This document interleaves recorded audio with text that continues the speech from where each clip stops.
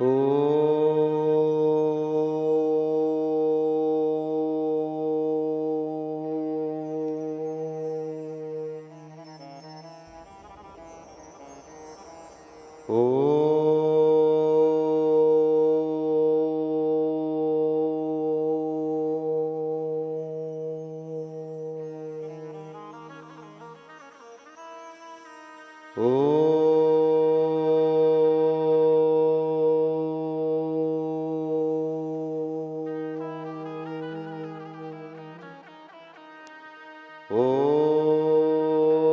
श्री गणेशाय नमः। ओम श्री सरस्वत्यो नमः। ओम श्री गुरु चरण कमलेभ्यो नमः। ओम श्री स्थान देवता भयो नमः। ओम श्रीमात्र वेत्र चरण कमलेभ्यो नमः। ओम श्री उमा महेश्वरा भयो नमः। ओम श्री गुरु चरण कमलेभ्यो नमः। अज्ञानतिमिरान्धस्य ज्ञानाञ्जनशलाकया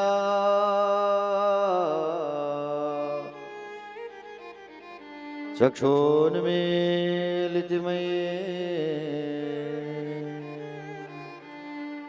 तस्मै श्री गुरवे नमः। यद्गिरितिस्तिलकायते त्रिभुवने तापत्रयोन्मूलिनी यद्वाक्यामृतजीवनिह जनयति स्वान्ते सतामकौतुकम्।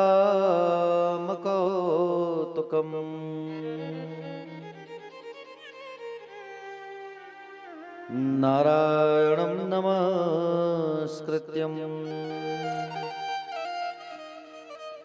नरं ततो जयमुदीरयेतः। नमो भगवते तुभ्यं वासुदेवाय धीमहि प्रद्युम्नाय निरुद्धाय नमः शङ्कर्षणाय च कस्तूरी तिलकं ललाटपटले वक्षस्थले कौस्तुभम् नासाग्रे वर्मौक्तिकं करतले वेणुकरे कंकणम् सर्वांगे हरिचंदनं सुललितं कंठे च मुक्तावली गोपस्त्री परिवेष्टितो विजयते गोपाल चूड़ामणि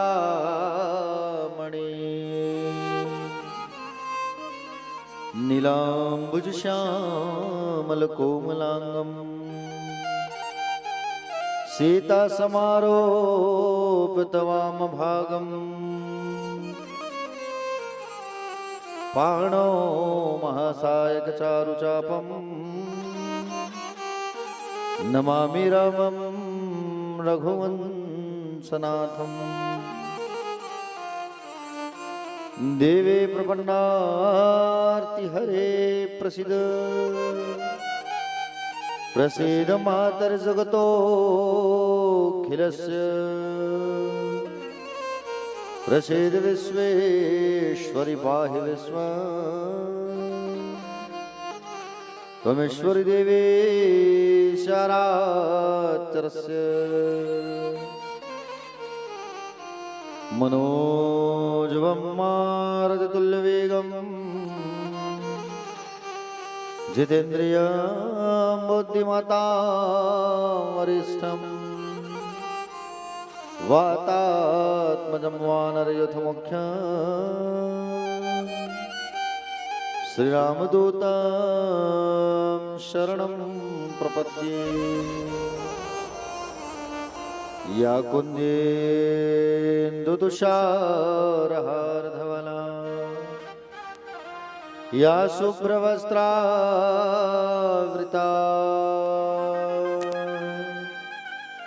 या वीणावरदण्डमण्डितकरा या श्वेतपद्मासना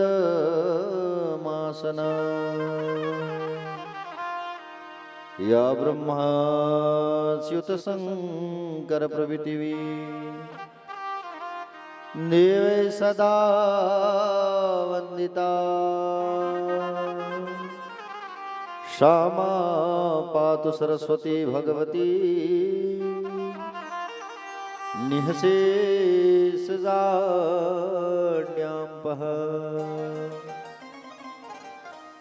वन्दे देवौमापतिं सुरगुरुं वन्दे जगत्कारणं वन्दे पन्नगभूषणधरं वन्दे पशूनां पतिं वन्दे सूर्यशशाङ्कवह्निनयनं वन्दे मुकुन्दं प्रियं वन्दे भक्तजनाश्रयस्य वरदं वन्दे शिवं शङ्करं भवानी शङ्करो वन्दे श्रद्धा विश्वासरूपिणो याभ्यां विना न पश्यन्ति सिद्धस्वान्तस्थमीश्वरः। जय जय श्री गिरिजारमण जय जय भूत किशोर जय भक्तन सर्वस्व प्रभु जय गणपति चित्तचोर शिव समान दाता नहीं विपद विदारणः लज्जा मेरी राखियो शिवनंदी के यसवा।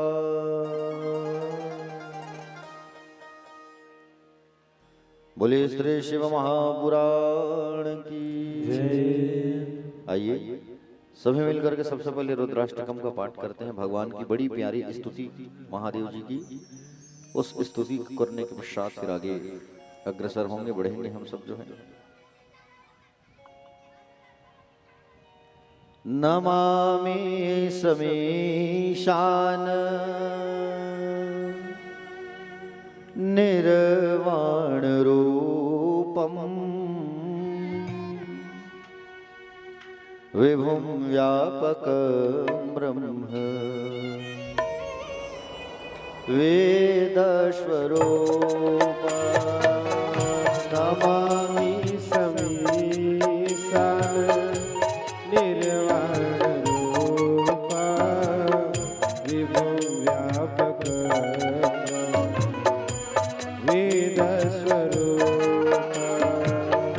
निजं निर्गुणं निर्विकल्पं निरीह निजं निर्गुणं निर्विकल्पं निरीह चिदाकाशमाकाश वासं भजेऽहम्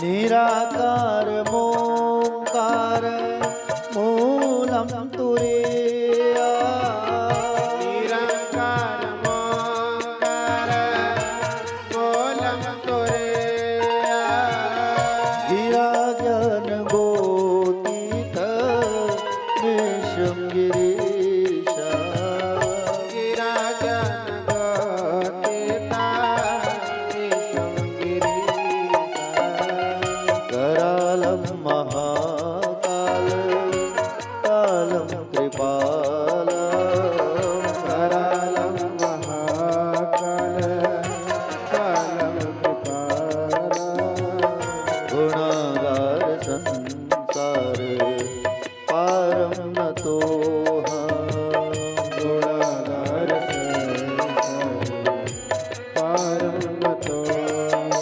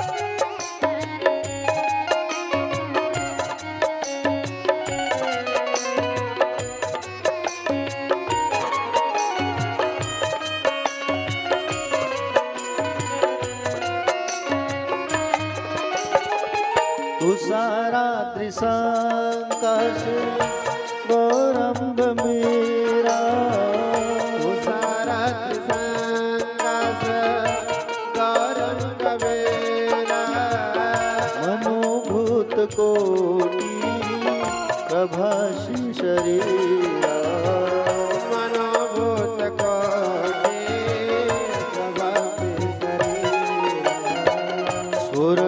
स्फुरन्मौलिकल्लो लिनि चारु गंगा लिनि चारु गंगा लसत भाल बालिंदु कंठे भुजंगा लसत भाल बालिंदु कंठे भुजंगा चलत्कुण्डलाम्भूषु नेत्रं विशाला चलत्कुण्डलाम्भूषु नेत्रं विशाला प्रसन्नाननं नीलकण्ठं दयाला प्रसन्नाननं नीलकण्ठं दयाला मृगाधीश चर्मां वरं मुण्डमाला मृगाधीश शर्मा भरत मुण्डमाला प्रियं शङ्करं शरणनाथं भजामि प्रियं शङ्करं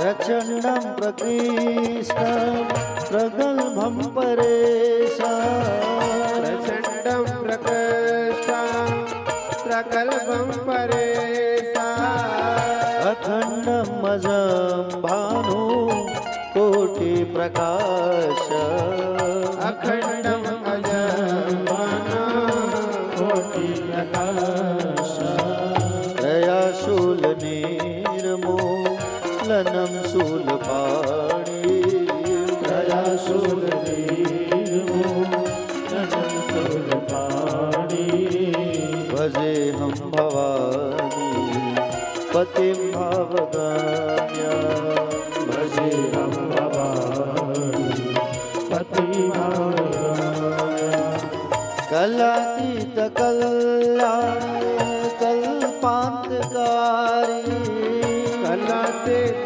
कल्याण कल्पान्तकारी सदा सजनानंद दाता पुरारी सदा सच्चिदानन्द दाता पुरारी चिदानंद संदोह मोहापहारी चिदानन्द संदोह मोहापहारी प्रसीद प्रसीद प्रभु मन्मथारी प्रसीद प्रसीद प्रभु मन्मथारी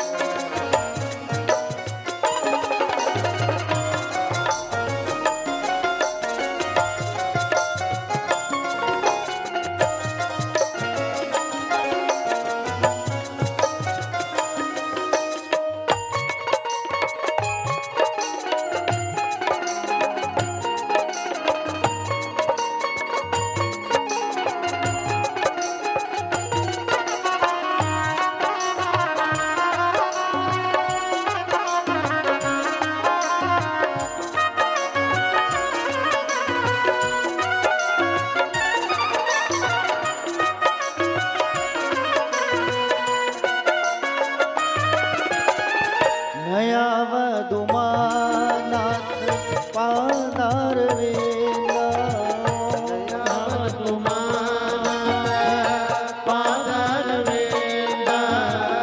भजन्ति हलोके परिवनराणा भजन्ते हलोके परिवानराणा न तावत् सुखं शान्ति संतापनाशा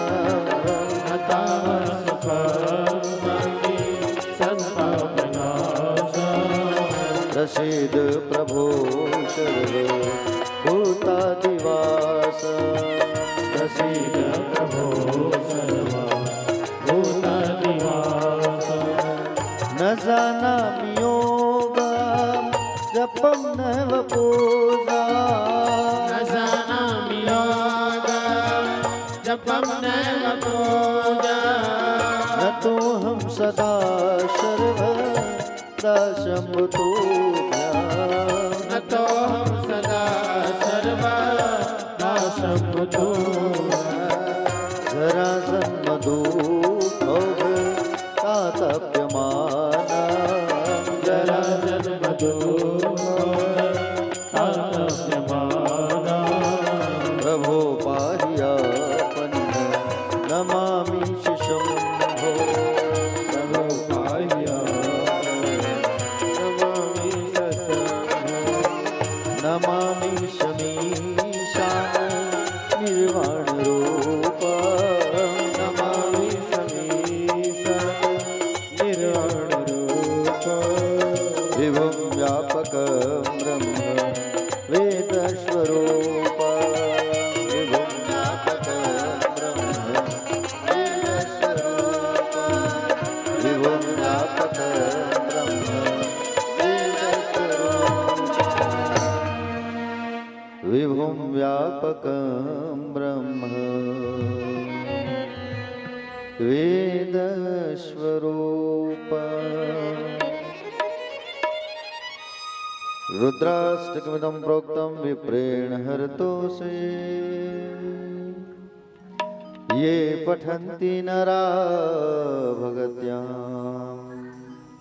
तेषां शम्भो प्रसीदति। बोलिए श्री शिव महापुराण की जय। भक्तवत्सल भगवान की जय। श्री सोमनाथ जी भगवान की जय। मल्लिकार्जुन भगवान की जय।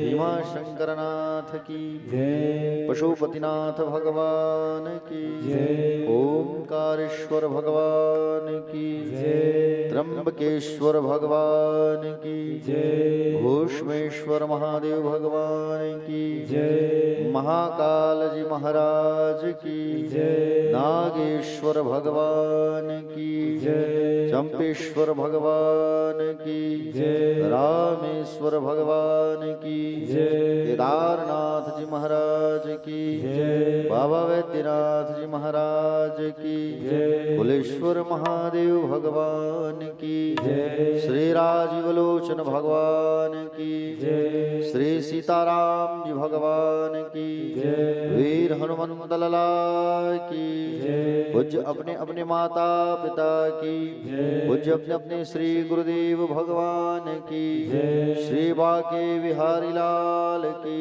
जय। प्यारी प्यारी ब्रज किशोरी श्यामा प्यारी की जय।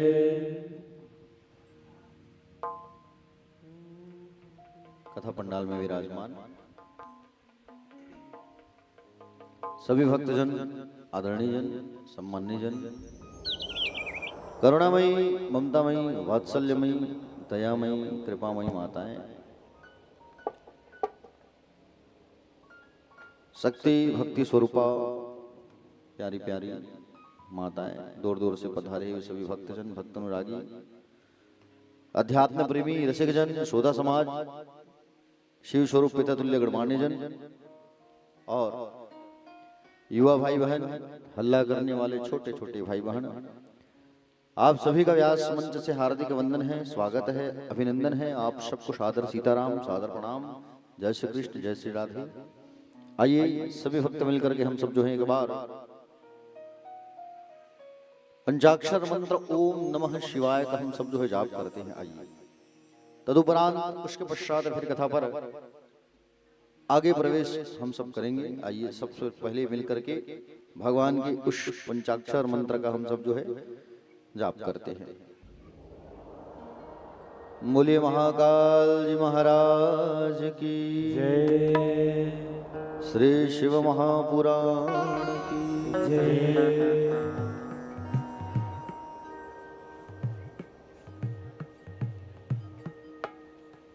ओम नमः शिवाय, ओम नमः शिवाय,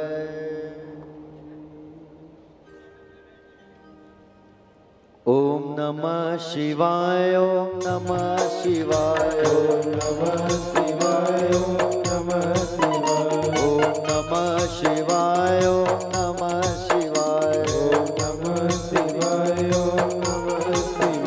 ओम नमः शिवाय। ओम नमः शिवाय, ओम नमः शिवाय, शिवाय। ओम नमः शिवाय। ओम नमः शिवाय, नमः शिवाय। ओम नमः शिवाय, ओम नमः शिवाय, ओम नमः शिवाय। ओम नमः शिवाय, ओम नमः शिवाय, ओम नमः शिवाय। गाइए सभी मिलकर के।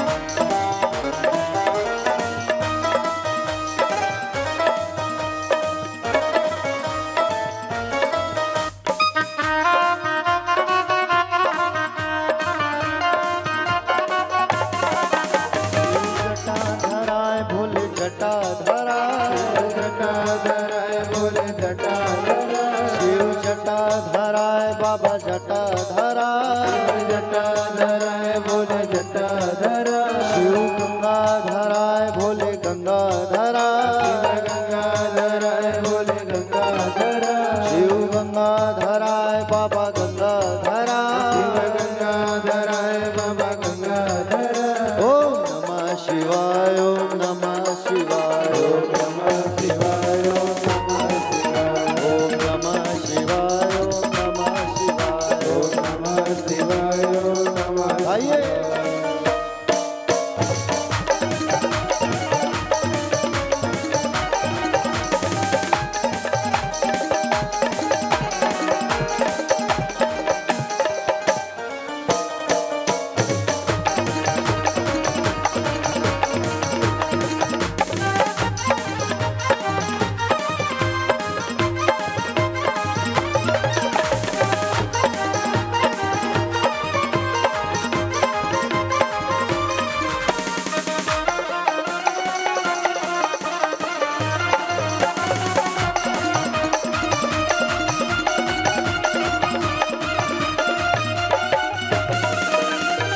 चंदाधराय बोले चंदाधराय गंगाधराय बोले गंगाधराय शिव चंदाधराय बाबा चंदाधराय चंदाधराय बाबा चंदाधराय शिव सर्प लटकाय भोले सर्प लटकाय सर्प लटकाय बोले सर्प लटकाय शिव कोटेश्वराय बाबा कोटेश्वराय कुलेश्वराय बाबा कुलेश्वराय शिव नागेश्वराय भोले नागेश्वराय शिव नागेश्वराय बाबा नागेश्वराय शिव कुलेश्वराय भोले कुलेश्वराय कुलेश्वराय बाबा कुलेश्वराय शिव घुष्मेश्वराय भोले घुष्मेश्वराय घुष्मेश्वराय बोले घुष्मेश्वराय ओम नमः शिवाय ओम नमः शिवाय ओम नमः शिवाय ओम नमः शिवाय ओम नमः शिवाय ओम नमः शिवाय ओम नमः शिवाय ओम नमः शिवाय जय हो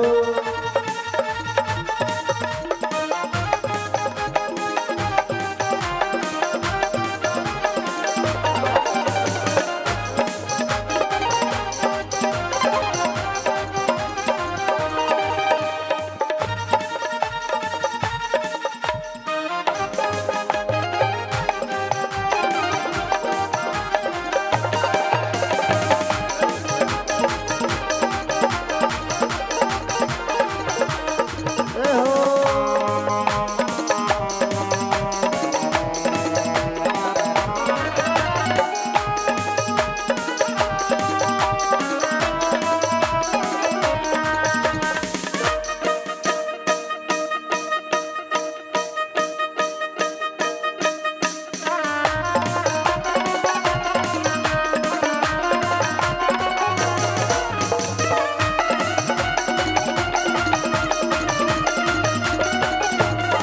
भस्मी रमाय भोले भस्मी रमाय भस्मी रमाय बोले भस्मी रमाय शिव त्रिशूल धराय बाबा त्रिशूल धराय त्रिशूल धराय बाबा त्रिशूल धराय शिव डमरू धराय भोले डमरू धराय शिव डमरू धराय बाबा डमरू धराय शिव कालेश्वराय भोले कालेश्वराय शिव कालेश्वराय बाबा कालेश्वराय ओम नमः शिवाय ओम नमः शिवाय ओम नमः शिवाय ओम नमः शिवाय ओम नमः शिवाय ओम नमः शिवाय ओम नमः शिवाय ओम नमः शिवाय ओम नमः शिवाय ओम नमः शिवाय ओम नमः शिवाय ओम नमः शिवाय ओम नमः शिवाय ओम नमः शिवाय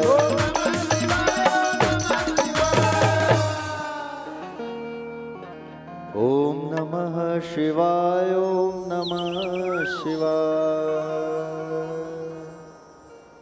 बोलिए महाकाल महाराज की सभी दोनों हाथ उठाइए और हाथ उठा करके सभी जो है बड़े प्रेम से बड़े भाव से कहिए हर हर राधे राधे से मिला दे प्यारे भक्तजन, कल कहाँ पहुंचे थे हम सब कथा में?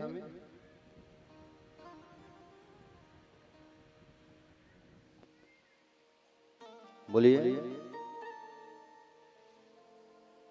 कल हम सब जो है बाबा की विवाह बड़े धूमधाम से हम सब मनाए हैं, भगवान की शादी, और विवाह में आप सब जो है सम्मिलित हुए और बड़े भाव से आनंद उत्सव मनाए। देखिए, जब कल भोलेनाथ की शादी हुई ना, कहाँ हुई बाबा की शादी? बोलिए, कहाँ हुई भोलेनाथ की शादी? कल कथा सुने और आज आप लोग भूल गए? हाँ, ऐसा थोड़ी चलेगा। बोलिए। ओहो, अरे कोटा में हुई शादी, वो कहाँ होएगा? सोचे कोई बातें नहीं है? अरे जहां हुई शादी, जहां हुई, लेकिन कल तो कोटा में आप लोग शादी मनाया ना, विवाह उत्सव मनाया बाबा की। तो इसमें सोचने वाली कोई बात ही नहीं है। प्यारे भक्तजन, कल बोले बाबा बड़े सुंदर सज धज करके हिमाचल नगरी पर आए अपनी बारात लेकर के, और बारातियों को देख करके तो सबके होश उड़ गए। अद्भुत बारात बाबा भोलेनाथ की, खूब। कोई लंगड़ा आया है, कोई लूला आया है, किसी का हाथ नहीं, किसी का पैर नहीं, किसी का एक आंख नहीं। बताइए, सारे लोग इंद्र, वरुण, यक्ष, नाग, कुबेर, सारे रुद्रगण, 11 कोटि साथ चलने लगे रुद्रगण, और अनेक दूर दूर से सब बाबा के साथ विवाह में पधारे हुए हैं। 1000 कोटि भूत आए थे। सोचो आप, एक भूत से आदमी डर जाता है, वहां तो 1000 कोटि भूत, और 1 कोटि भैरव, समझ रहे हो ना, गणेश्वर, भयंकर सब विकराल बाबा की जो बारात थी। और कल राजा हिमाचल ने बढ़िया बारात का स्वागत किया। राजा हिमाचल ने सुंदर बारात का स्वागत किया, और अद्भुत तैयारियां हिमाचल नगरी पर हुई थी। पार्वती मैया की पिता ने सारा तैयारी किया था, और सुंदर पार्वती मैया के भाई मैनाक, क्या नाम है? मैनाक। मैनाक ने सुंदर लाजा अंजलि दी, फिर लोकाचार से सुंदर भगवान की शादी हुई। और जब शादी हुई तो भगवान को दहेज में क्या मिला पता है? अनेक रत्न जड़ित पात्र, 1 लाख गाय। जब बेटी की शादी करते हैं हम लोग, तो बेटी की शादी करते हैं तो हम लोग क्या देते हैं? गाय देते हैं ना, गौ माता टिकते हैं ना गाय। वैसे ही 1 लाख गाय दान किया है राजा हिमालय ने। 1 लाख गाय दान किया, सजे हुए 100 घोड़े, 1 कोटि हाथी, पार्वती की प्रिय 1 लाख दासी, पार्वती मैया की 1 लाख दासी, और रत्नों से सजे हुए 1 कोटि रथ प्रदान किया है। समझ रहे हो ना प्यारे भक्तजन?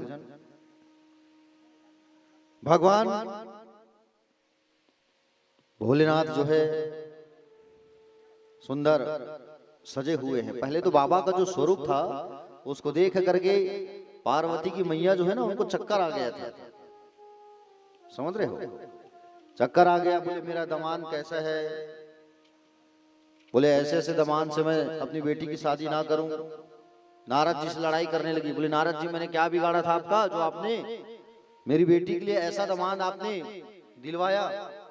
मेरी बेटी का आपने घर बिगाड़ दिया। बाबा के स्वरूप को देख करके, समझ रहे हैं ना? बाद में सारे देवताओं ने जब आग्रह किया, प्रभु आप जो है अपने इस स्वरूप को थोड़ा परिवर्तन कर लीजिए, अपने स्वरूप को परिवर्तन करिए बाबा। तब बाबा जो है बड़े सुंदर बन गए। भोलेनाथ जो है बड़े दिव्य बड़े सुंदर बन गए बाबा जो है। और फिर विवाह का जो लोकाचार है, नैंगाचार है, वो पूर्ण हुआ। शादी को संपन्न कराने के लिए स्वामी गर्गाचार्य जी महाराज आए हुए थे। ये गर्गाचार्य जी कौन है पता है ना? बड़े ही ज्ञानी गर्गाचार्य जी महाराज। और गर्गाचार्य जी जो है यदुवंशियों की कुल गुरु भी हैं।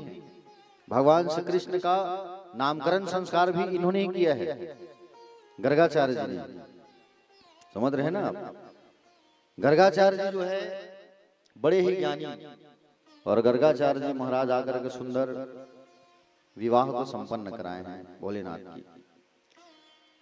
जब विदाई की बेला आ रही थी,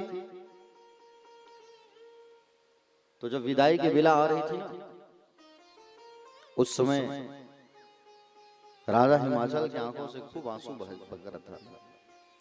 राजा हिमालय खूब रो रहे थे, आंसू की धार बह रही थी। क्योंकि जब एक बेटी की शादी होती है ना, तो बेटी की जब शादी होती है तो उस बेटी की शादी में सबसे ज्यादा रोने वाला बाप होता है। समझ रहे हैं ना? माँ तो रोती है, और माँ जब रोती है तो उनका आंसू जो है दिख जाता है। लेकिन बाप जो रोता है तो बाप का जो आंसू है वो नहीं दिखता। समझ रहे हैं ना?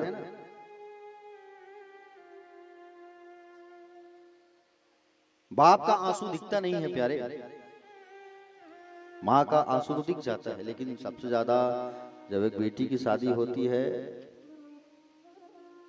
तो माँ से ज्यादा बाप रोता है। ठीक है? इसलिए कन्यादान जब भी करने की बारी आती है तो बड़े सोच समझ करके कन्यादान करना।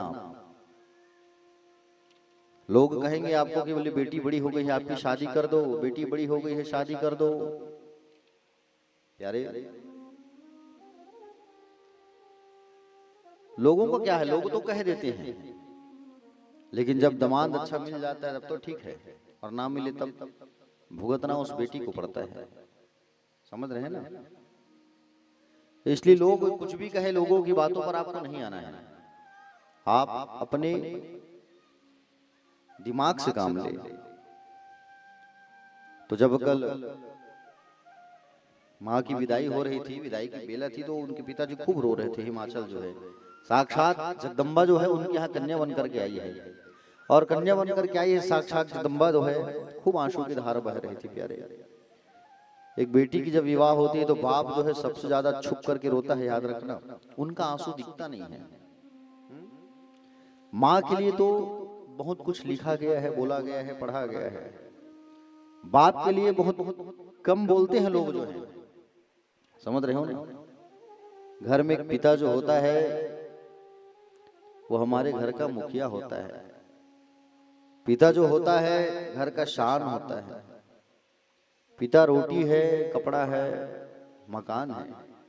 पिता नन्हे से परिंदे का बड़ा आसमान है। कौन? पिता। पिता है तो घर में प्रतिपल राग है। पिता से ही माँ की चूड़ी बिंदी सुहाग है। पिता है तो बच्चे के सारे सपने अपने हैं। पिता है तो बाजार के सारे सब खिलौने अपने हैं। एक बाप जो होता है प्यारे, वो बिना आंसू के रोता है, बिना आंसू बिना आवाज के रोता है, वो बाप होता है। ठीक है? बच्चे की किस्मत की छेद को जो अपनी बनियाइन में पहनता है वो बाप होता है। घर में सबके लिए नए जूते आते हैं, इसके लिए बाप के तलवे घिस जाते हैं। ठीक है? जो अपनी आंखों में दूसरों के लिए सपने संजोता है वो बाप होता है। सच है, माँ हमें 9 महीना कोख में रखती है। माँ जो है 9 महीना हमें कोख में रखती है, लेकिन 9 महीने जो दिमाग में ढोता है वो बाप होता है। बाप रखवाला होता है, बाप निवाला होता है। बाप अपनी औलाद से हार कर मुस्कुराने वाला होता है। बाप करता है, कहता नहीं। और जब बाप समझ में आ जाता है तब तक वो हमारे पास रहता नहीं है, तब तक वो हमारे पास रहता नहीं है। इसलिए जिनके माँ बाप हैं वो माँ बाप की कद्र करो, माँ बाप की इज्जत करो। माँ बाप और ऐसे माँ और बाप ऐसे संपत्ति होते हैं जो चाह करके आपको दोबारा नहीं मिल सकते। संसार में आप जो है बंगला बना लोगे, घर बना लोगे, गाड़ी खरीद लोगे, गाड़ी खराब हो गई दूसरी गाड़ी ले लोगे, कपड़ा पुराना हो गया नया कपड़ा ले लोगे, हाँ? सोना गुम गई तो सोना दूसरा ले लोगे। पत्नी भी दोबारा आ सकती है एक पत्नी के जाने के बाद, लेकिन माँ बाप दोबारा नहीं मिलते, क्योंकि माँ बाप ऐसी संपत्ति है। माँ बाप कभी दोबारा प्राप्त नहीं होते, दोबारा नहीं मिलते, याद रखना। इसलिए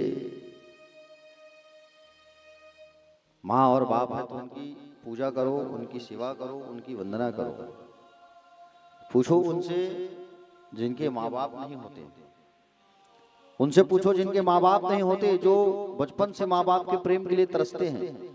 संसार में दो ही व्यक्ति ऐसे होते हैं, याद रखना, माँ और बाप, जो अकारण प्रेम करते हैं आपसे, कोई कारण वाला प्रेम नहीं करते। लेकिन संसार के जितने लोग होंगे ना, वो आपसे कारण वाले प्रेम करेंगे, स्वार्थ वाला प्रेम करेंगे। लेकिन माँ बाप जो होते हैं वो अकारण प्रेम करेंगे, कोई उनसे आपसे वो कोई इच्छा नहीं रखेंगे, मतलब का प्यार नहीं करेंगे। लेकिन संसार वाले मतलब से प्यार करेंगे।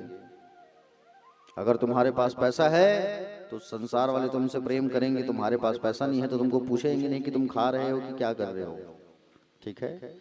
इसलिए माँ और बाप ऐसी संपत्ति होती है जो चाह करके हमें दोबारा प्राप्त नहीं हो सकती। पृथ्वी के सारे देवी देवताओं का वास तो माता पिता के चरणों में होता है, इसलिए माता पिता का सदैव सेवा करो। राम जी ने क्या किया? राम जी ने वही किया, प्रातः काल उठी कर रघुनाथा, माता पिता गुरु नाम वही माता। प्रातः काल जब राम जी उठते थे तो सबसे पहले अपने पिताजी के चरणों का प्रणाम करते थे, माँ के चरणों का प्रणाम करते थे और गुरु का ध्यान करते थे। प्यारे भक्तजन, राम जी ने जो किया है उसे हमें जीवन में उतारना है, कृष्ण ने जो कहा है उसे हमें अनुसरण करना है, अपनाना है, ठीक है। तो इसलिए माँ बाप जो होते हैं उनका सदैव हमको ख्याल रखना चाहिए, माँ बाप के बारे में हमें सोचना चाहिए। उनसे बढ़कर संसार में कोई नहीं है, याद रखना, माँ बाप से बढ़कर संसार में कोई नहीं है। इसलिए कहा भी गया है, बड़ा अच्छा वो गीत है, मुझे याद आ रहा है, आइए उस गीत को गुनगुनाते हैं। माँ बाप से बढ़कर जग में कोई दूजा नहीं खजाना, जिसने तुझे जन्म दिया रे दिल उनका नहीं दुखाना। माँ बाप से जग में कोई दूजा नहीं खजाना, जिसने तुझे जन्म दिया रे दिल उनका नहीं दुखाना। जिसने तुझे जन्म दिया रे दिल उसका नहीं दुखाना। माँ बाप से बढ़कर जग में कोई दूजा नहीं खजाना, जिसने तुझे जन्म दिया रे दिल उनका नहीं दुखाना। जिसने तुझे जन्म दिया रे दिल उसका नहीं दुखाना।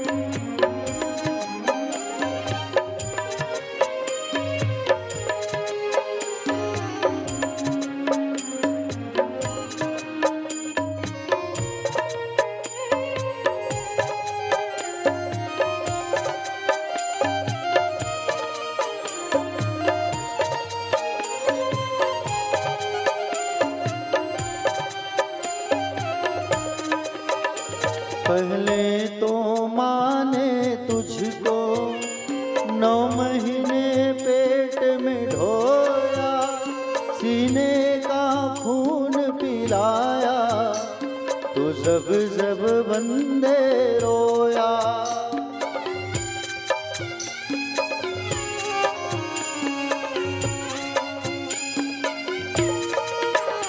पहले तो माँ ने तुझको 9 महीने पेट में ढोया, सीने का खून पिलाया, तो जब जब बंदे रोया।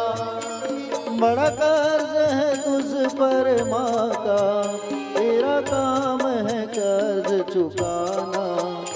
जिसने तुझे जन्म दिया रे, दिल उनका नहीं दुखाना। जिसने तुझे जन्म दिया रे, दिल उसका नहीं दुखाना।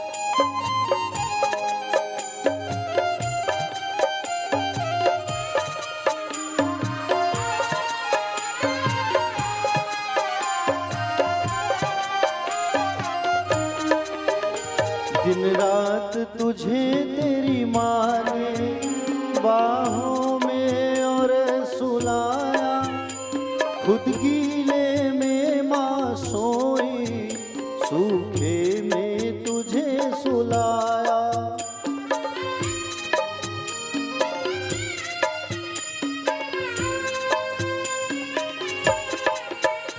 दिन रात तुझे तेरी माँ ने बाहों में और सुलाया, खुद गीले में माँ सोई, सूखे में तुझे सुलाया।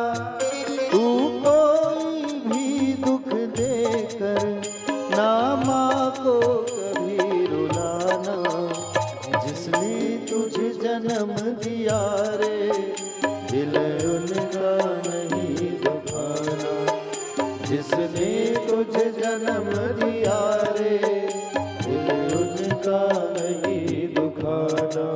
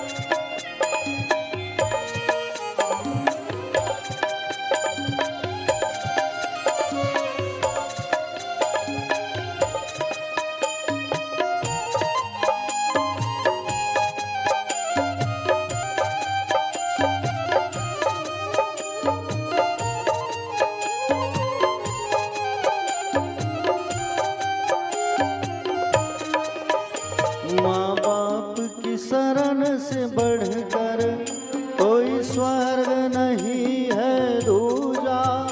सब छोड़ के तीरथ बंदे कर ले माँ बाप की पूजा।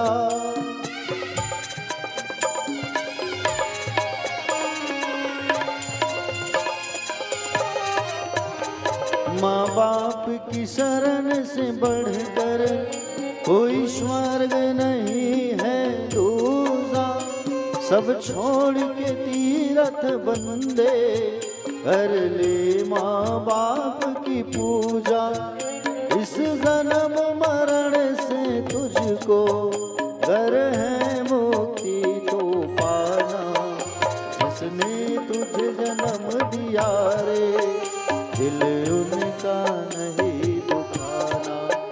जिसने तुझे जन्म दिया रे, दिल उनका नहीं दुखाना।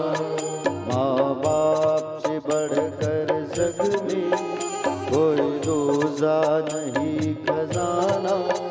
जिसने तुझे जन्म दिया रे, दिल उनका नहीं दुखाना। जिसने तुझे जन्म दिया रे, दिल उनका नहीं दुखाना। जिसने तुझे जन्म दिया रे, दिल उनका नहीं दुखाना। जिसने तुझे जन्म दिया रे, दिल उनका नहीं दुखाना। बोले अपने अपने पूज्य माता पिता की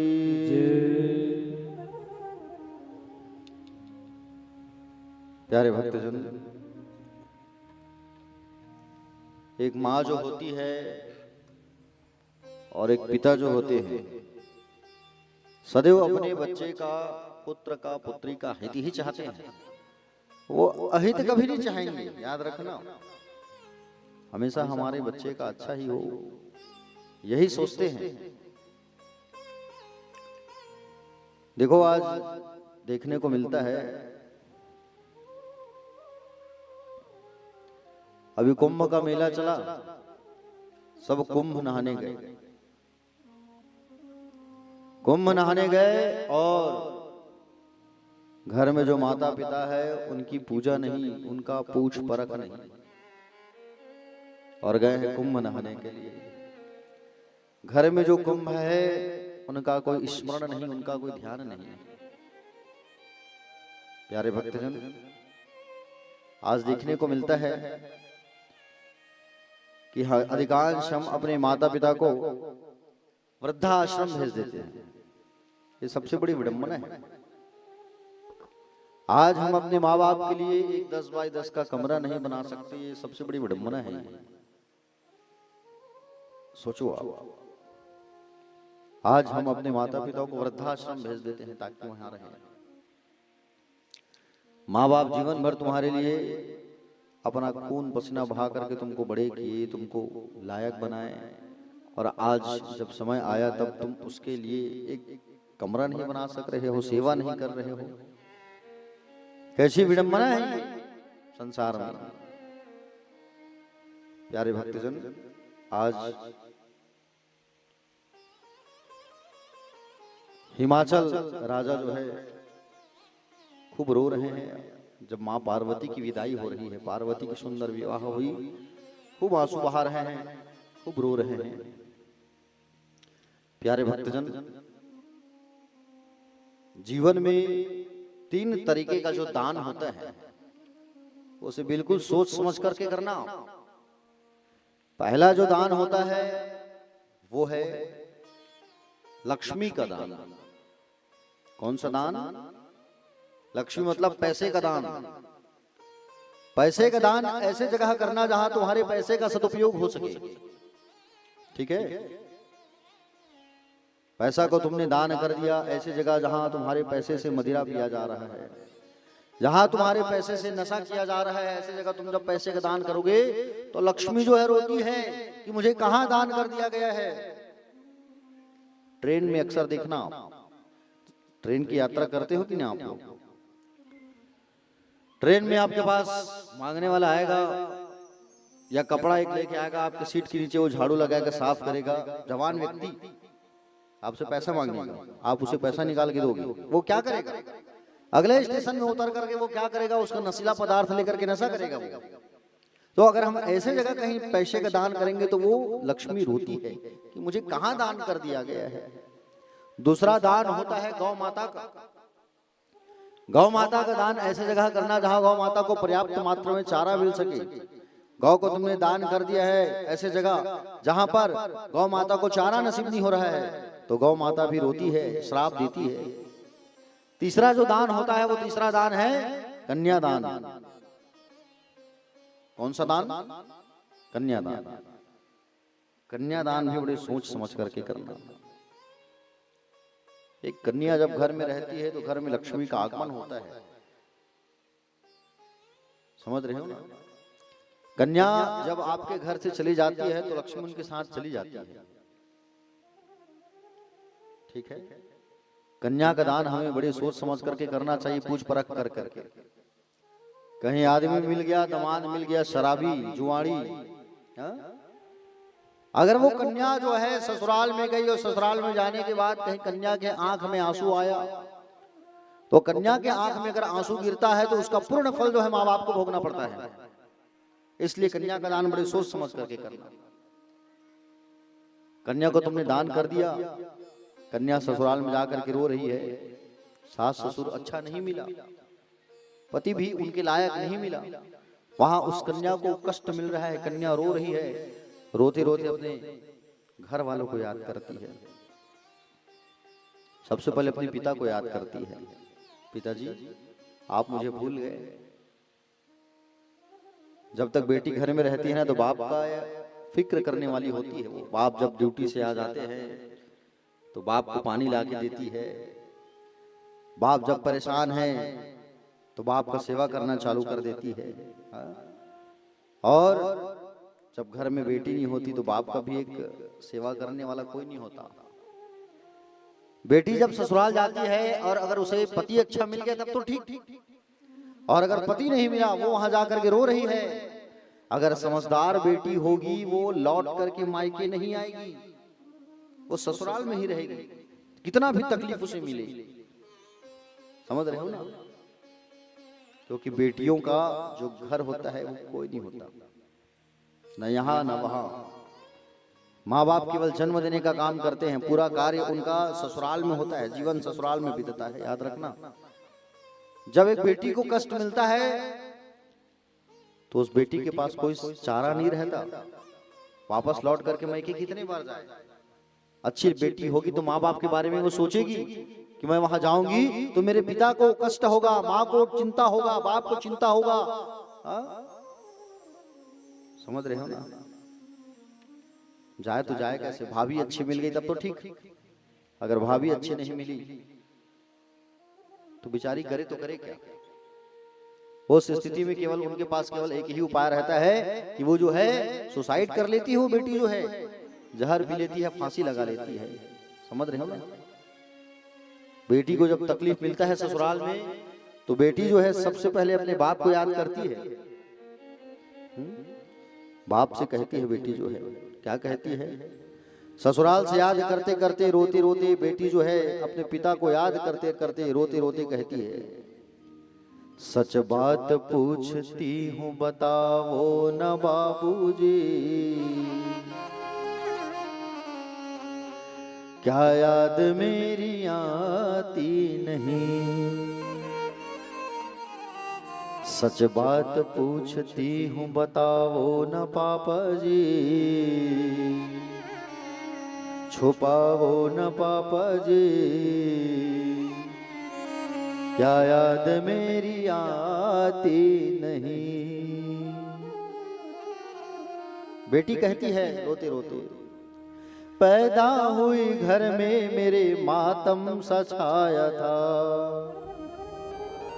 पापा तेरे खुश थे मुझे माँ ने बताया था, ले ले के नाम प्यार जताते भी मुझे थे,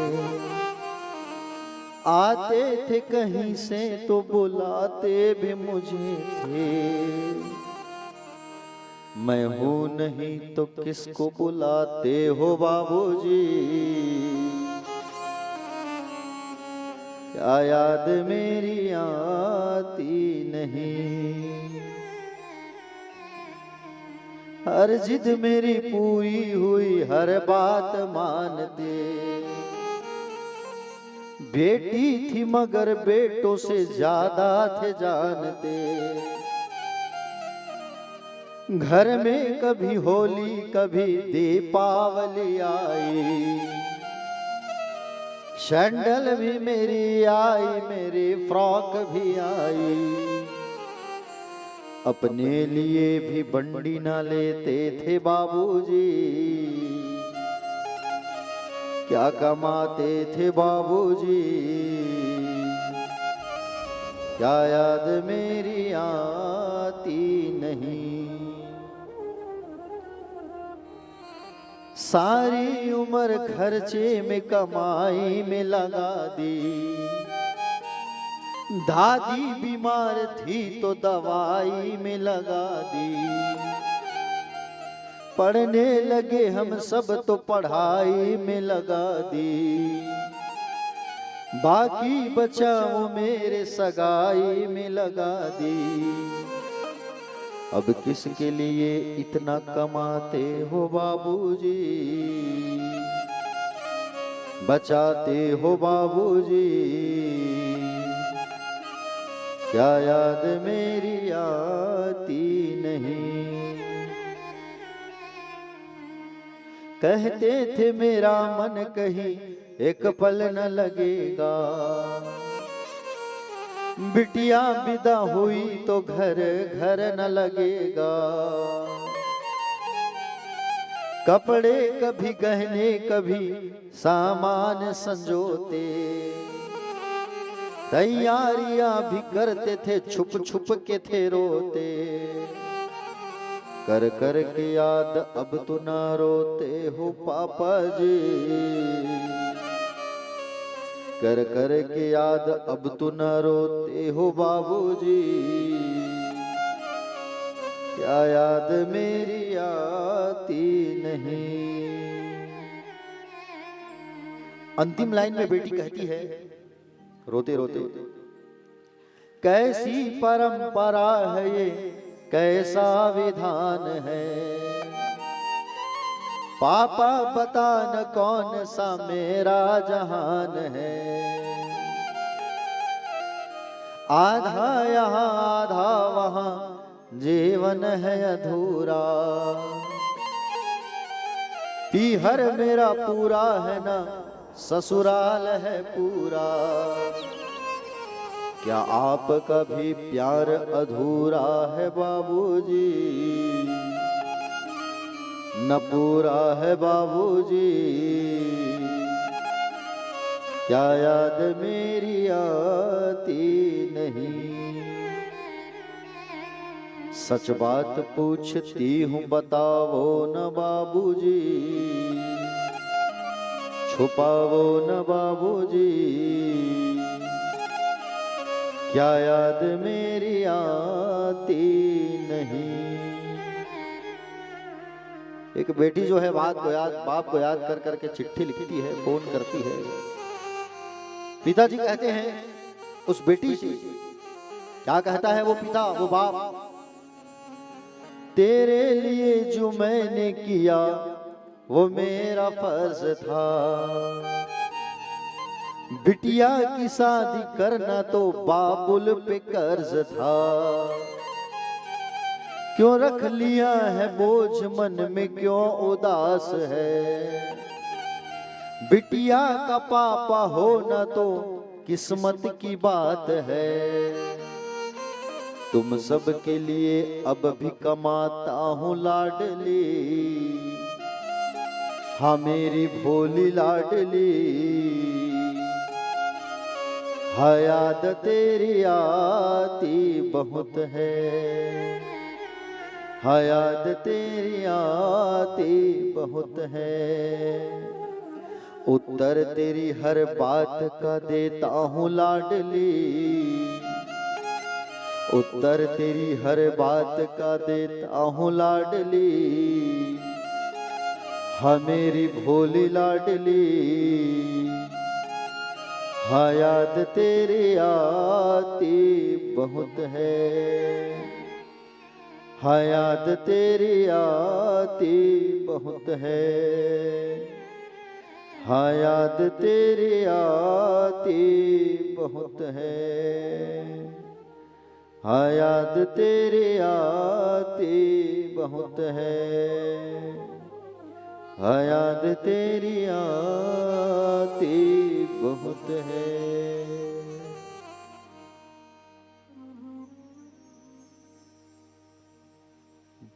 बोलिए श्री महाकाल महाराज की।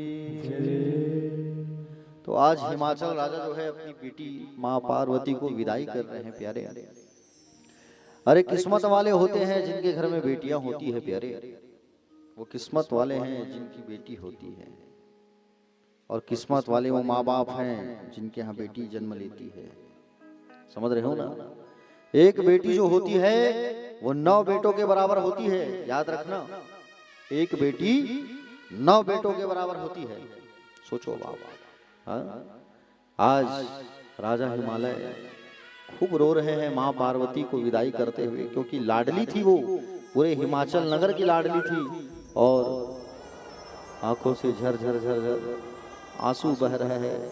मैना मैया भी रो रही है, भाई मैनाक भी रो रहा है, क्योंकि आज पार्वती के साथ में मानो पूरा यश, पूरा वैभव, पूरा शान सब चला जा रहा है कैलाश, ये मान करके चलो। और राजा हिमालय खूब रो रहा है, खूब रो रहा है, खूब रो रहा है। नाज़ों से तुझे पाला मैंने, कलियों की तरह, फूलों की तरह,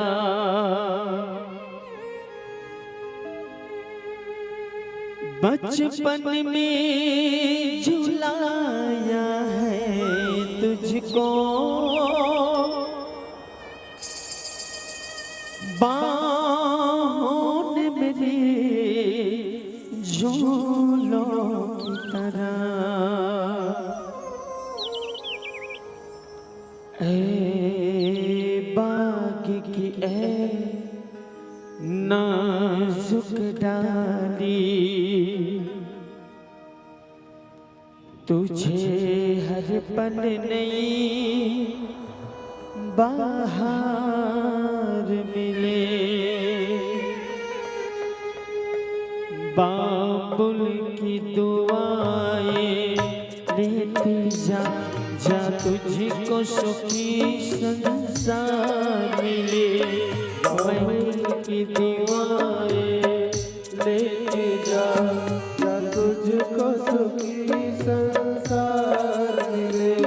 मैं कि कभी भी याद आए ससुराल में इतना प्यार मिले, मैं कि कभी ना याद आए ससुराल में इतना प्यार मिले।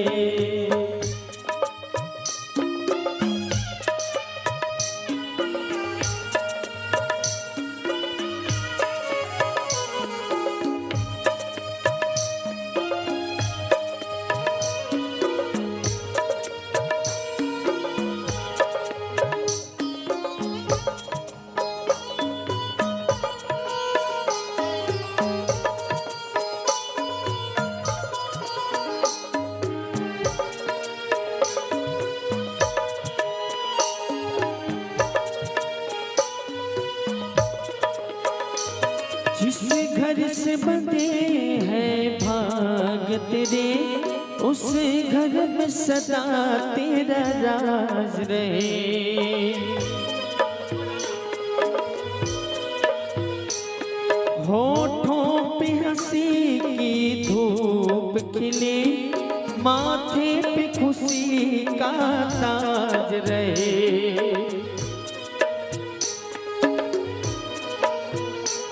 कभी जिसकी जोत ना होगी, तुझे ऐसा रूप सिंगार मिले, बाबुल की दुआएं लेती जा, जा तुझको सुखी संसार मिले।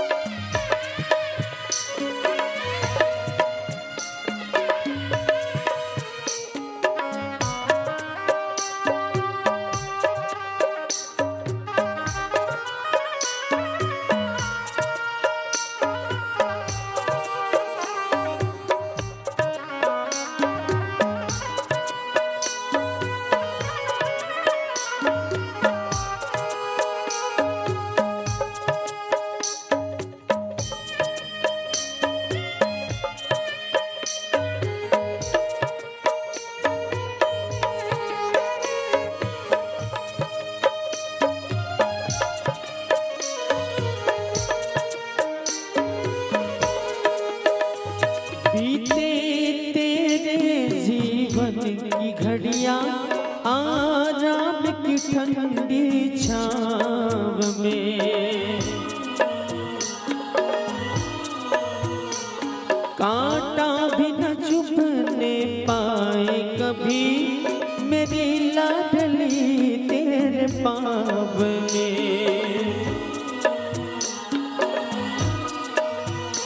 उस द्वार से भी दुख दूर रहे जिस द्वार से तेरा द्वार मिले, बाबुल की दुआएं लेके जा, जा तुझको सुखी संसार मिले। बेटी के चले जाने के बाद एक बाप जो है बहुत याद करती है, और याद करके बेटी को बोलती है कि बेटा नाजों से तुझे पाला मैंने, कलियों की तरह फूलों की तरह,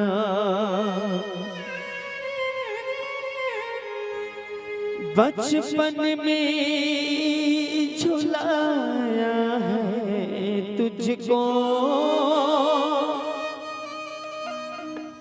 बाहों ने मेरी झूलों की तरह।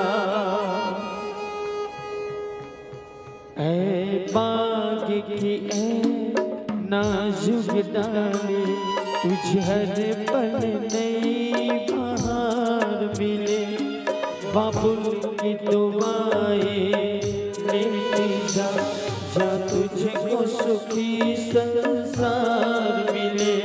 मैके कभी ना याद आए, ससुराल में इतना प्यार मिले, ससुराल में इतना प्यार मिले, ससुराल में इतना प्यार मिले।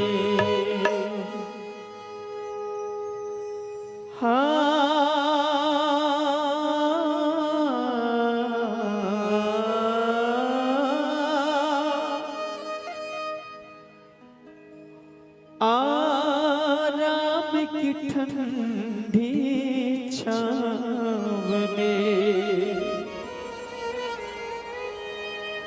होठों पे हंसी की धूप खिले,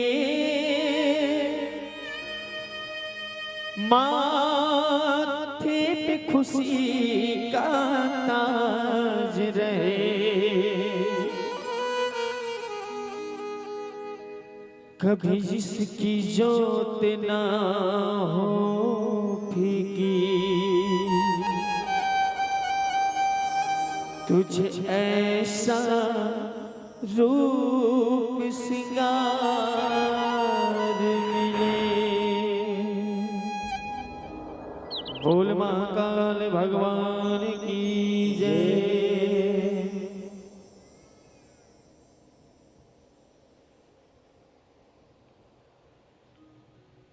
बोलिए महाकाल जी महाराज की जय। चलिए एक बार दोनों हाथ उठाइए सभी, और दोनों हाथ उठा करके बड़े भाव से कहिए हर हर।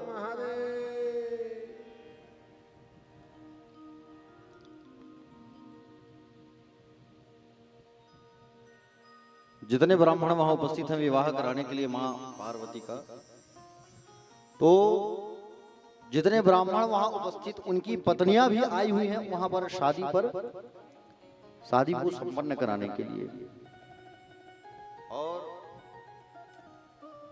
विवाह संपन्न कराने के लिए ब्राह्मण की पत्नियां भी वहां जब पहुंची हुई है तो वो पार्वती मैया को उपदेश प्रदान कर रहे हैं, उपदेश दे रहे हैं कि तुम्हें ससुराल में रहना कैसे है, ससुराल में जीवन कैसे व्यतीत करना है, ये पार्वती मैया को उपदेश प्रदान कर रहे हैं। प्यारे भक्तजन, ब्राह्मण पत्नियां उपदेश क्यों करवाए ब्राह्मण की पत्नियों से? क्योंकि ब्राह्मण ही उपदेशक होता है, समझ रहे हैं ना। ब्राह्मण पत्नी कहती है, धन्या पतिव्रता नारी नान्या पूज्य विशेषता पावनी सर्वलोकानम सर पापघनाशिनी सेवते याति प्रेमणा। ब्राह्मण की पत्नियां जो है मां पार्वती को उपदेश दे रहे हैं कि आपको ससुराल में ऐसा रहना है। कहने लगे कि जो प्रेम से पति की सेवा करे वही पतिव्रता नारी जो है श्रेष्ठ होती है। समझ रहे हैं ना? पतिव्रता नारी की एक उदाहरण अनुसुईया मैया। इनकी पावन चरित्र को 2 मिनट में सुनाता हूं, ध्यान से सुनना आप, ठीक है? अत्रि मुनि की पत्नी, अत्रि ऋषि की पत्नी का नाम है अनुसुईया। जो महान नारी थी अनुसुईया मैया, खूब पतिव्रता नारी थी, पति की खूब सेवा करे। पति जब खाए तो खाए, पति जब सो जाए तो सोए, पति जब नहीं रहे तो पति का ध्यान करे। पति पति पति पति पति। एक बार नारद जी महाराज आए अनुसुईया मैया के, और नारद जी महाराज जब आए अनुसुईया मैया के घर पर तो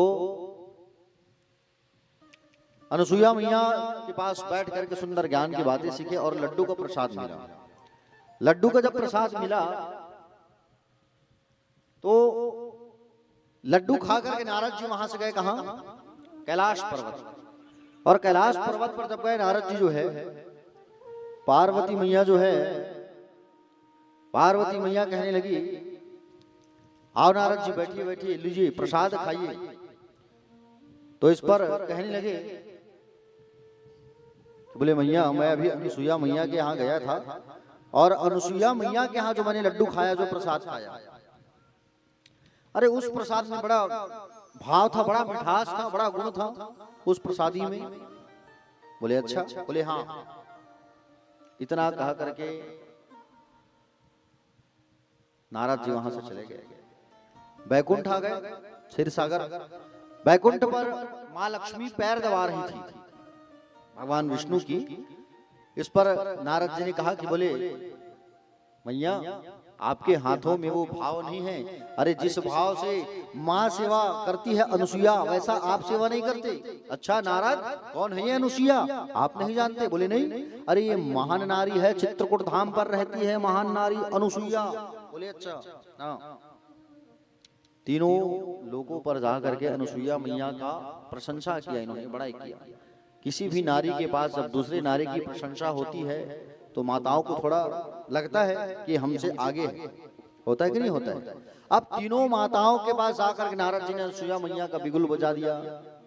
तीनों देवियां जो है अपने अपने पति से कहे कि बोले आप जो है तीनों देवताओं से कहने लगे, जाओ और जा करके आप जो है उस महान नारी की एक बार परीक्षा लेकर के आओ। तीनों देवताओं ने मना किया, बोले उनकी परीक्षा लेने के लिए मत कहो, अरे आप भी सेवा करो अनुसुईया की जैसे। बोले नहीं जाओगे तो हम आपकी सेवा नहीं करेंगे। पार्वती कहने लगी, अगर नहीं जाओगे तो हम भांग घूटा नहीं देंगे। अब तीनों देव जो है अनुसुईया मैया के यहाँ परीक्षा लेने आए। साधु का रूप बना करके, ऋषि का रूप बना करके। अब ऋषि का रूप बना करके पहुंचे, भिक्षा मांगने लगे, भिक्षाम देहि। और जैसे भिक्षा मांगने लगे तो भिक्षा जब मांगने लगे, अनुसुईया मैया बाहर आई, अंदर गई, अन्न लेकर के आई। तो तीनों देव कहने लगे, बोले हम ऐसे भिक्षा नहीं लेंगे माता जी, आप अंदर जाओ और अपने वस्त्रों को, अपने कपड़ों को उतार करके आओ, और कपड़ों को उतार करके जब आप आओगे तब हम जो है आपके हाथ से भिक्षा लेंगे। अनुसुईया मैया कहिए ब्राह्मण है, संत है, अब ब्राह्मण होकर के कैसी बातें कर रहे हैं। मैया अंदर गई और अंदर जाकर के मैया जो है कमंडल से जल लेकर के आती है। कमंडल से जल लेकर के आई और कमंडल से जल लेकर के आकर के हाथों पर जल लेकर के छिड़क देती है। कहती है ओम पति परमेश्वराय नमः, और ओम पति परमेश्वराय नमः कह करके जल को छिड़क देती है। तो तीनों जो है बच्चे बन गए, ब्रह्मा विष्णु और महेश, तीनों बच्चे बन गए। सोचो आप, तीनों का स्वरूप एक जैसा है। और तीनों को फिर मैया जो है प्रेम से पालना में खिलाने लगी, स्तन पान कराने लगी, प्रेम करने लगी। अब देखते देखते 3 महीना बीत गया। अनुसुईया मैया के यहाँ है तीनों देव 3 महीना तक। नारद जी को ये तीनों देवियां याद करती है, नारद जी आओ। नारद जी गए पार्वती मैया के पास, कहे बोले क्या बात है। बोली हमारे पति अभी तक नहीं लौट करके आए हैं। बोले आप ही ने तो आप ही तो भेजे हो परीक्षा लेने के लिए, अब जाओ लेके आओ उन्हें। बोले पता बता दो। तो बोले जाओ चित्रकूट आश्रम पर तीनों आपके पतिदेव जो है बच्चे बने हुए हैं और अनुसुईया मैया लालन पालन कर रही है। तीनों देव जो है, तीनों देवियां जो है सुंदर अपने अपने पति की भिक्षा मांगने आ गए और तीनों मैया आए और अनुसुईया मैया से भिक्षा मांगे। भिक्षाम देही मैया, बोले भिक्षा दे दो हमें माँ। बोले क्या चाहिए भिक्षा में? बोले आपके यहाँ जो पालने में बच्चे हैं उन्हें दे दो। तीनों मैया जो है कहने लगे, बोले ठीक है। अनुसुईया मैया कही ठीक है, बोले जाओ ले लो, पालने में है। तीनों मैया सोचने लगी कि बोले हम हमारे पति को पहचान जाएंगे। बड़ी वाली कहने लगी कि बोले मेरे पति की तो 5 मुंडी हैं ब्रह्मा के। एक कह रही है बोले मेरे पति तो तीसरे नेत्र त्रिनेत्र हैं, 3 नेत्र वाले हैं। एक कह रही है मेरे पति की तो 4 भुजा है, शंख चक्र गदा धारण किए हुए हैं, पहचान लेंगे चलो। जब गए तो कहा तीनों बच्चे एक समान, तीनों बच्चे जो है एक समान दिख रहे हैं, डुप्लीकेट एकदम जुड़वा जैसे हूबहू, कोई पहचान नहीं पाया। तीनों देवी जो है अनुसुईया मैया के पास आए वापस। अनुसुईया मैया के पास वापस आए और अनुसुईया मैया के पास आ करके कहे कि बोले माँ, बोले आप ही कृपा करो, आप ही कृपा करो। बोले हम अपने पति को नहीं पहचान पा रहे हैं। अनुसुईया मैया आई, कमंडल से जल निकालती है और जल निकाल करके कहती है ओम पति परमेश्वराय नमः। छिड़क तीनों जो है अपने अपने स्वरूप में आ गए, ब्रह्मा विष्णु और महेश जो है। बोलिए त्रिदेव भगवान की। अनुसुईया मैया जो है प्यारे सुंदर पतित्व सतीत्व नारी के कारण प्रसिद्ध हो गई है। अनुसुईया मैया जो है, अनुसुईया मैया की पूजा जगह जगह होने लगी। महान नारी, पतिव्रता नारी में इतनी शक्ति कि तीनों देवों को बच्चे बना करके रखे थे। तीनों देवों ने कहा मांगो देवी क्या मांगना है, तो कहा कि ये पलना खाली हो गया है। तब तीनों देवताओं ने अपने अपने अंश से पुत्र प्रदान किया। ब्रह्मा से हुआ चंद्रमा और शंकर जी से दुर्वासा, भगवान विष्णु से दत्तात्रेय, दत्तात्रेय जी भगवान का सुंदर आगमन हुआ। तो पतिव्रता नारी में बहुत शक्ति होती है। एक पतिव्रता नारी को अपने पति की खूब सेवा करना चाहिए। पतिव्रता नारी को अपने पति की खूब सेवा करना चाहिए। ये उपदेश प्रदान कर रहे हैं। कौन उपदेश प्रदान कर रहे हैं? जोर से बोलो। ब्राह्मण की पत्नियां किसको? पार्वती मैया को। विदाई की बेला है और ब्राह्मण की पत्नियां उनको समझा रहे हैं कि बोले पार्वती तुम अपने पति की सदा सेवा करना, उनके सो जाने पर सोना, जब वो भोजन कर ले तब तुम भोजन करना, जब वो खड़े रहे तब तुम भी खड़े रहना और घर में सदैव पति के निकट रहना। ये सुंदर उपदेश प्रदान कर रहे हैं ब्राह्मण की जो है पत्नियां जो है। ठीक है, आप सब भी इसको माना करो। ठीक है, पति देव जब खड़े रहे तो आपको भी खड़े रहना चाहिए।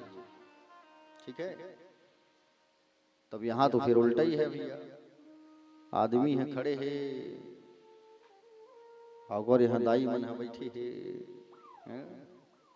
है कि नहीं? बेचारा पति देव मन खड़े रही थे और धर्म पत्नी मन बैठे रहे थे सोफा में, कुर्सी में, है कि नहीं? पति जब भोजन कर ले तब करना चाहिए। शिव महापुराण में वर्णन है, जो बात यहाँ लिखा है वही कह रहा हूँ मैं, बनावटी बात नहीं कर रहा हूँ। पति जब भोजन कर ले तब भोजन करना चाहिए। अरे कहाँ महाराज भूख लगत है का जोर से, कहाँ इंतजार करबो? ड्यूटी 10 बजे तब तक 10 बजे तक थोड़ी भूखी रहे, वो हम खा लेते 8 बजे वाला है नहीं। कितने लोग हो ऐसे? अब जते क्षण मन सिर लगड़ा के हंसत हो नहीं तेकर मन पर मोला डाउट होत पक्का। हाँ है नहीं? तो ऐसा नहीं करना चाहिए। बिल्कुल पति की आज्ञा को मानना चाहिए, पति की सेवा करना चाहिए। पति जब भोजन करे तो भोजन करो। पति के जूठन को आप खा सकते हो, बिल्कुल। पति को अपना जूठा नहीं देना चाहिए, लेकिन आजकल जमाना उल्टा है। खा लो जी एक साथ, प्रेम बढ़ता है। अच्छा आजकल नवा नवा शादी होते नहीं दीपक, तही सुन ध्यान से तोरे बिहावनी हुए हैं।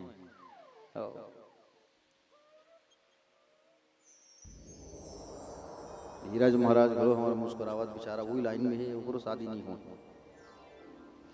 तो प्यारे भक्तजन आपको बता दूं मैं, आजकल जब नई नई शादी होती है ना, तो आजकल के लोग जो है एक थाली पर भोजन करवाते हैं दूल्हा दुल्हन को, जो कि ये गलत है। आप अगर अपनी पत्नी का जूठा खाओगे तो आपको घोर नरक में जाना पड़ेगा, समझ रहे हैं ना।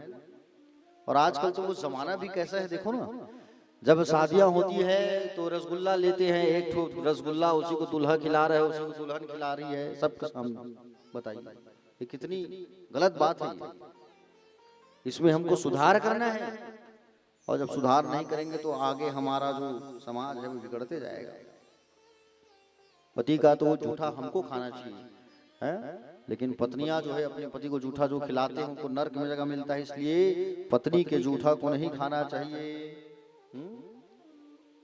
ठीक है ना, पति की सेवा करना चाहिए। आप लोग सेवा करते हो कि करवाते हो?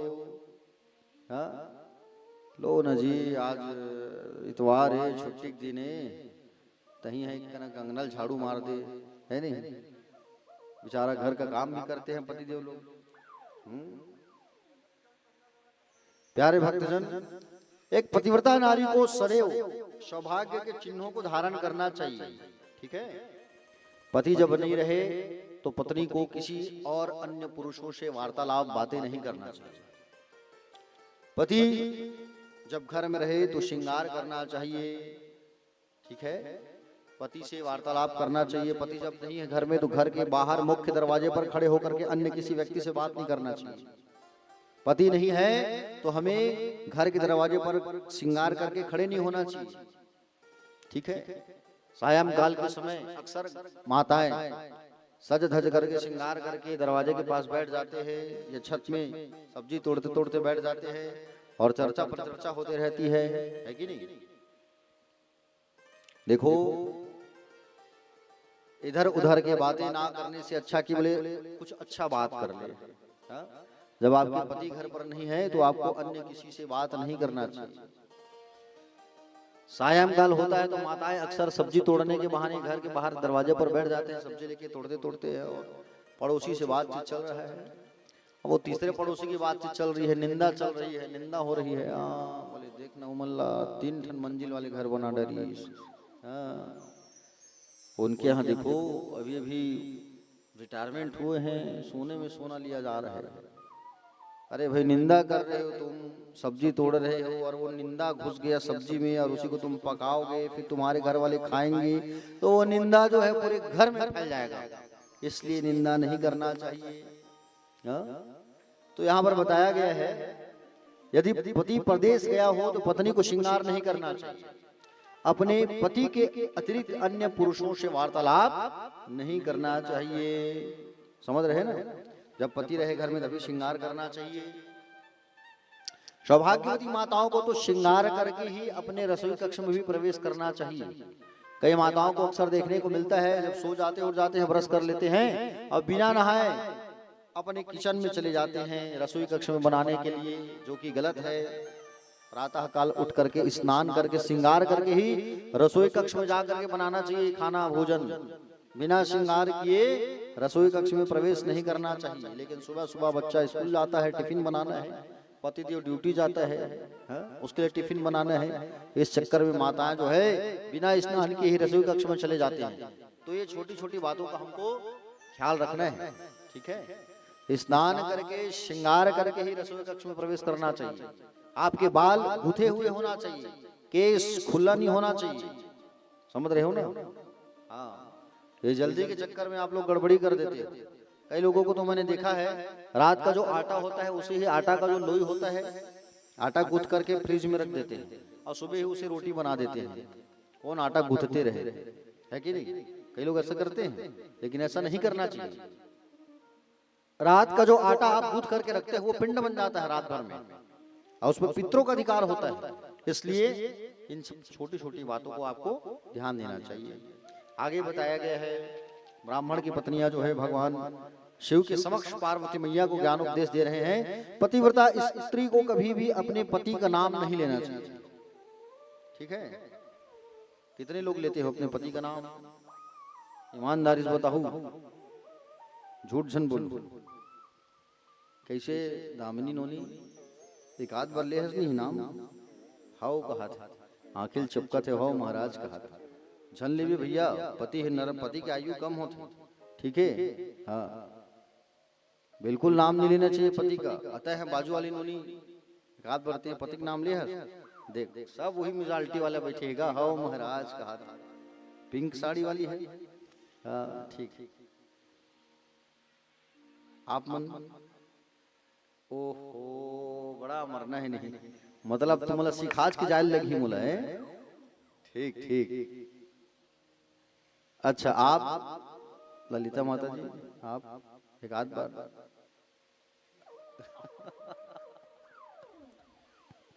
सीताराम।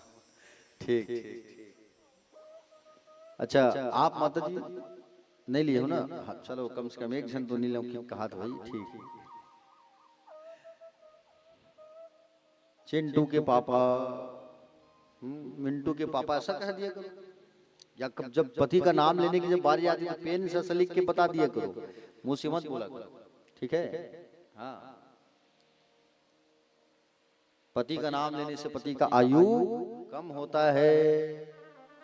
अब आजकल की माताएं तो अब क्या कहें, अब जमाना ही उल्टा हो गया है।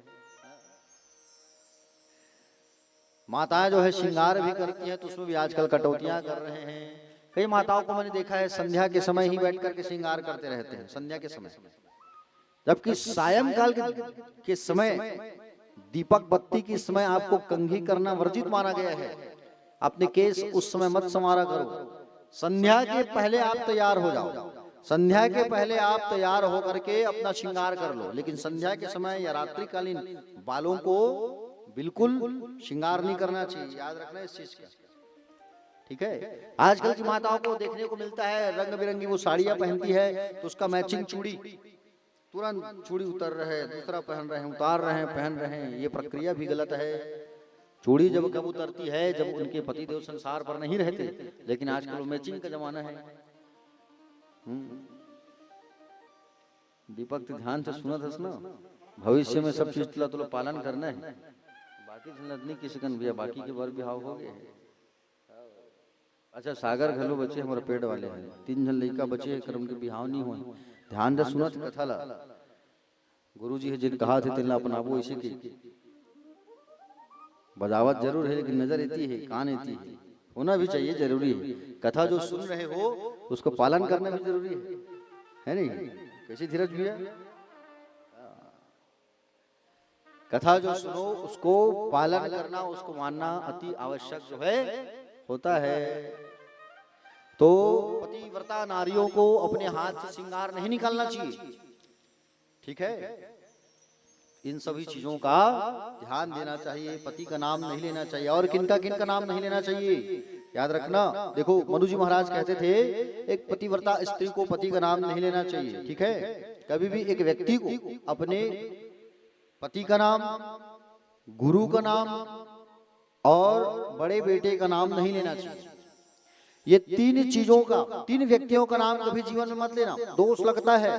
पहला आपके पति, जो आपके पति हैं उनका नाम नहीं लेना।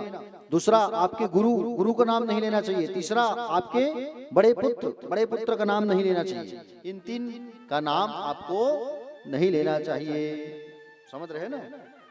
ये छोटी छोटी बातों को आपको ध्यान देना है। पतिव्रता जो नारी होती है सदैव अपना घर को उनको साफ सुथरा रखना चाहिए, पतिव्रता नारी। ठीक है, एक सौभाग्यवती स्त्री को श्रृंगार करके सुंदर घर पर रहना चाहिए और प्रातः काल जल्दी उठना चाहिए।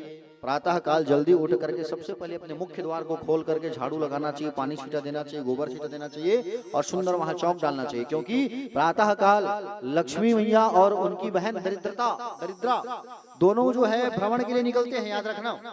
प्रातः काल लक्ष्मी मैया और उनकी बहन दरिद्रा, ठीक है, दरिद्रा और लक्ष्मी दोनों बहन हैं, ये दोनों निकलते हैं और देखते हैं कि किनका द्वार खुल गया है, किनके यहाँ साफ सुथरा हो गया है। जहाँ पर साफ सुथरा रहता है वहाँ लक्ष्मी मैया प्रवेश करती है। और जो लोग दरवाजा बंद करके रखते हैं या जो लोग झाड़ू लगा करके कचड़े को घर के सामने रख देते हैं, उसके यहाँ लक्ष्मी नहीं जाती, उसके घर में उसकी बहन दरिद्रता जो है घुस जाती है। इसलिए इन छोटी छोटी बातों का आपको विशेष ख्याल रखना चाहिए। ठीक है प्यारे भक्तों, सुत जी महाराज आगे कथा में बता रहे हैं 88,000 ऋषियों को। ब्रह्मा जी बता रहे हैं अपने पुत्र नारद को कथा, इसी कथा को कि एक पतिव्रता नारी को, स्त्री को व्यय भी कम करना चाहिए, खर्च भी कम करना चाहिए माताओं को। ठीक है, माताओं को खर्च कम करना चाहिए, पैसे बचा करके रखना चाहिए। ठीक है ना। लेकिन आजकल जमाना किसका है? मोबाइल का। और आजकल चलत भैया देखथन, अब कहा है ना हमारे जगह जगह कथा कहे बरसात रही था, कंटिन्यू कथा जो है मेरी चलती रहती है। आप सबको बताया है मैंने कि ये मेरी जो कथा है वो 118वें नंबर की कथा है। ये कथा खत्म होगा जस्ट दूसरे दिन रायपुर मठ पारा में, और इससे पहले हम लोग बालोद से यहाँ आए। मतलब लगातार कथा चलते रहती है। तो हम लोग जगह जगह जाते हैं तो जगह जगह का हाल देखते हैं, उसी हाल को कथा में बताते हैं। ठीक है, अब एक आठ ठनियों के हाल देख रहे हैं, तब रायपुर में जाकर बताओ, है कि नहीं? हाँ। तो आजकल माताएं जो है खर्च बहुत करते हैं, और खर्च करने का साधन है मोबाइल फोन।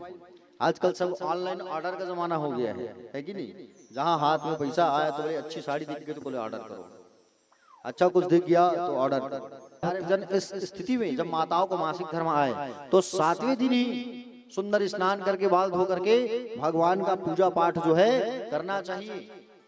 ठीक है, ये चीज भी यहाँ पर बताया गया है। प्यारे भक्तजन, स्त्री को पति की सेवा जब वो करे तो सम्मान जो होता है एक नारी को स्वतः ही प्राप्त हो जाता है। ठीक है, समझ रहे हैं ना? जैसे विदुर जी महाराज थे, विदुर की पत्नी का नाम था सुलभा, लेकिन विदुर की महानता के कारण उनको विदुराइन कहते थे। समझ रहे हो ना? राजा की पत्नी को रानी कहते हैं, समझ रहे हो ना?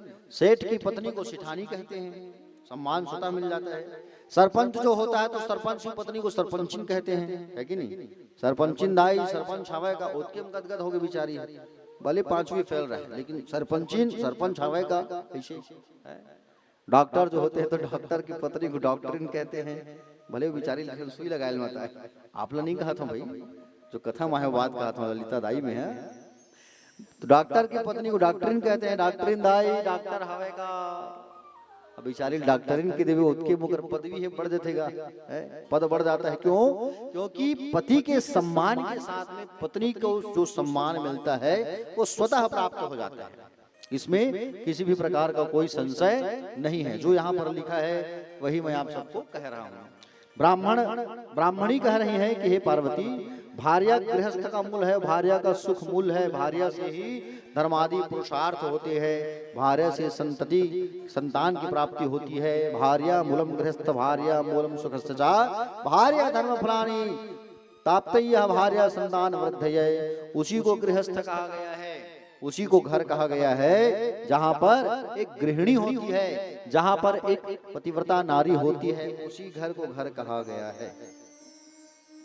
जिस घर से माताएं चली जाती हैं, जिस घर में माताएं नहीं होती, वो घर जो है वीरान हो जाता है, याद रखना। ठीक है, इसलिए एक घर पर पतिव्रता नारी का होना जरूरी है। बिना पत्नी का कोई यज्ञ नहीं होता, ये भी बताया गया है। बिना पत्नी का कोई यज्ञ नहीं होता। अब ये भी एक यज्ञ है ना? तो एक यज्ञ है, तो हमारे डॉक्टर साहब बैठे हैं, तो आप बैठे हो पति के साथ में, पति और पत्नी का होना जरूरी है। कोई प्राण प्रतिष्ठा पूजा होती है, कोई यज्ञ होता है, कोई कार्य होता है, तो पत्नी के साथ ही बैठा जाता है, तभी वो कार्य जो है पूर्ण होता है। समझ रहे हैं ना प्यारे भक्तजन? यदि पतिव्रता नारी और उसका पति उमा और महेश्वर के समान पूजनीय होता है, उमा शंकर के समान पूजनीय होता है। पति जो है यदि ओमकार का स्वरूप है तो पत्नी जो है श्रुति स्वरूपा होती है। पति यदि तप है तो पत्नी जो है क्षमा है। पति यदि फल है तो पत्नी जो है क्रिया है। ठीक है प्यारे भक्तजन, पतिव्रता नारी के 4 भेद बताए गए हैं पुराण पर। कहा गया है उत्तमा मध्यमा च निकृष्टा तेने कृष्टा ब्रवीतासम लक्षणानि सावधान्या शुणु। प्यारे भक्तजन, संसार में 4 प्रकार की पतिव्रता नारियों के बारे में बताया गया है। पहला उत्तम, दूसरा मध्य, तीसरा निकृष्ट और चौथा है अति निकृष्ट। ठीक है, चौथा जो है अति निकृष्ट। उत्तम किसे कहा गया है? उत्तम उसे कहा गया है कि स्वप्ने अपि यन मनो नित्यं स्वपतिं पश्यति ध्रुवं नान्यं परपतिं भद्र उत्तमा सा प्राकीर्तिता। उत्तम पतिव्रता नारी उसे कहा जाता है जो सपने में भी पराये पुरुष का दर्शन नहीं करती, वह सिर्फ अपने पति को ही पुरुष मानती है। दूसरे नंबर पर है मध्यम। मध्यम पतिव्रता वह है जो पराये पुरुष को भाई और पिता या पुत्र के रूप में देखती है। तीसरा है अधम या निकृष्ट, जो स्त्री मन में अपना धर्म समझकर व्याभिचार नहीं करती, वह अति निकृष्ट अधम पतिव्रता कही गई है। चौथा है अति निकृष्ट, जो स्त्री मन में इच्छा रहते हुए भी बिना अवसर के या पति के भय के कारण व्याभिचार नहीं करती, उसे पुरातन लोगों ने अति निकृष्ट कहा गया है। भगवती शिवा को ब्राह्मण की पत्नियों ने, ब्राह्मणियां जो थी वो जो है सुंदर उपदेश प्रदान कर रहे हैं, और सुंदर उपदेश प्रदान करके पार्वती मैया को भेंट दिए, और सुंदर मैया का पार्वती मैया का विदाई हुआ। ठीक है प्यारे भक्तजन, माता पार्वती की सुंदर विदाई हुई। भगवान शिव कैलाश पर आए और कैलाश पर शिव गणों ने भव्य उत्साह से स्वागत किया मां पार्वती का और भोलेनाथ का। नंदी भृंगी आदि जो है तैयारी करके सब रखे हुए थे, और कैलाश के जो वासी थे वो कैलाश के वासियों ने सुंदर स्वागत किया है, अद्भुत स्वागत किया है, दिव्य स्वागत किया है। प्यारे भक्तजन, कैलाश के निवासी नमो बार बार हूँ, बड़ा प्यारा भजन है। ठीक है, भगवान का आगमन हुआ है तो आइए इस खुशी में कैलाश के वासी को हम ध्यान लगाते हैं और कैलाश के उस वासी का हम स्मरण करते हैं। बड़े भाव से तालियों की सेवा करते हुए हम सबको यहाँ बड़ा प्यारा भजन गुनगुनाना है, गाना है। कैलाश के निवासी नमो बार बार हूँ, नमो बार बार हूँ, आयो शरण तिहारी प्रभु तार तार तू, आयो शरण तिहारी प्रभु तार तार तू। कैलाश के निवासी नमो बार बार तू, नमो बार बार तू, आयो शरण तिहारी बोले तार तार तू, आयो शरण तिहारी बोले तार तार तू।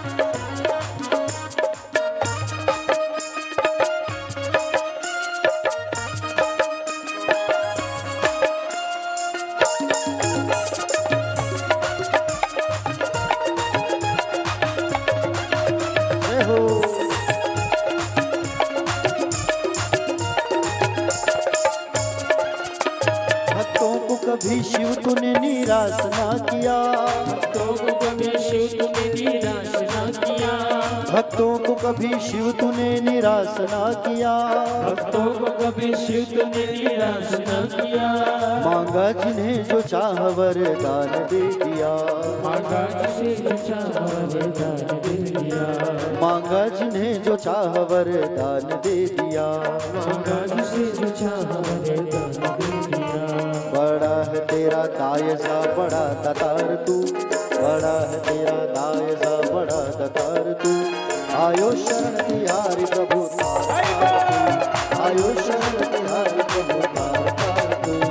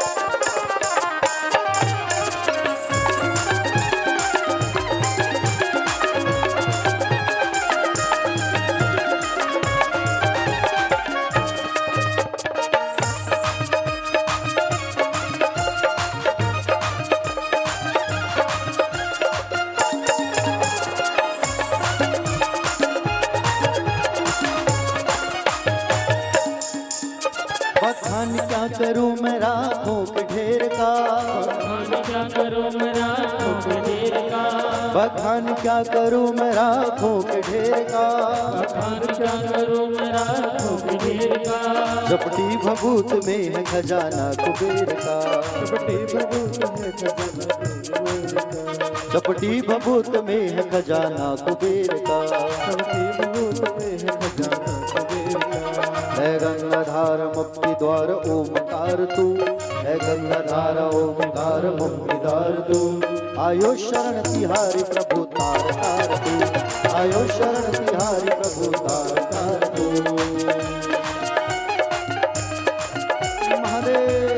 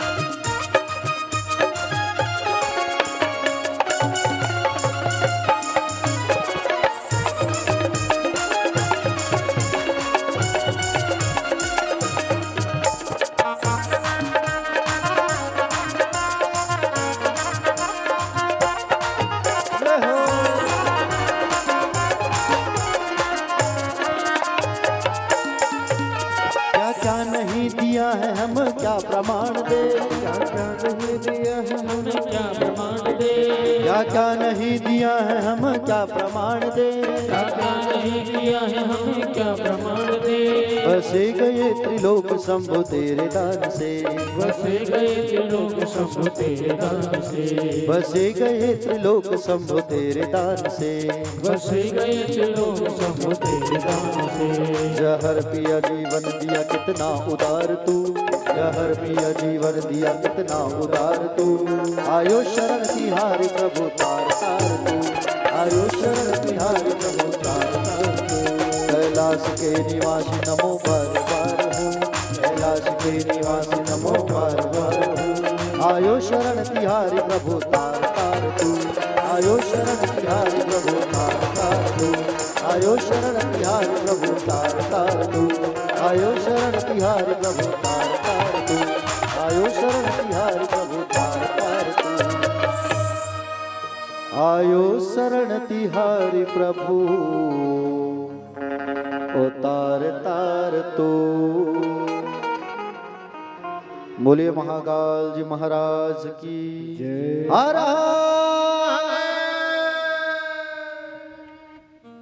थोड़ा आवाज तो लगाइए। ऐसे बिल्कुल चुपचाप बैठो, हाथ लबस उठाओ नहीं चले काम, मुंह से बोलना भी है तभी उद्धार हो ही। ठीक है, चलिए हाथ उठाइए और कहिए हर प्यारे भक्तजन। आगे हम लोग कुमार खंड में प्रवेश कर रहे हैं कथा पर। कैलाश पर भगवान शंकर और पार्वती मैया विराजमान थे। अद्भुत लीला उनकी प्रारंभ हुई।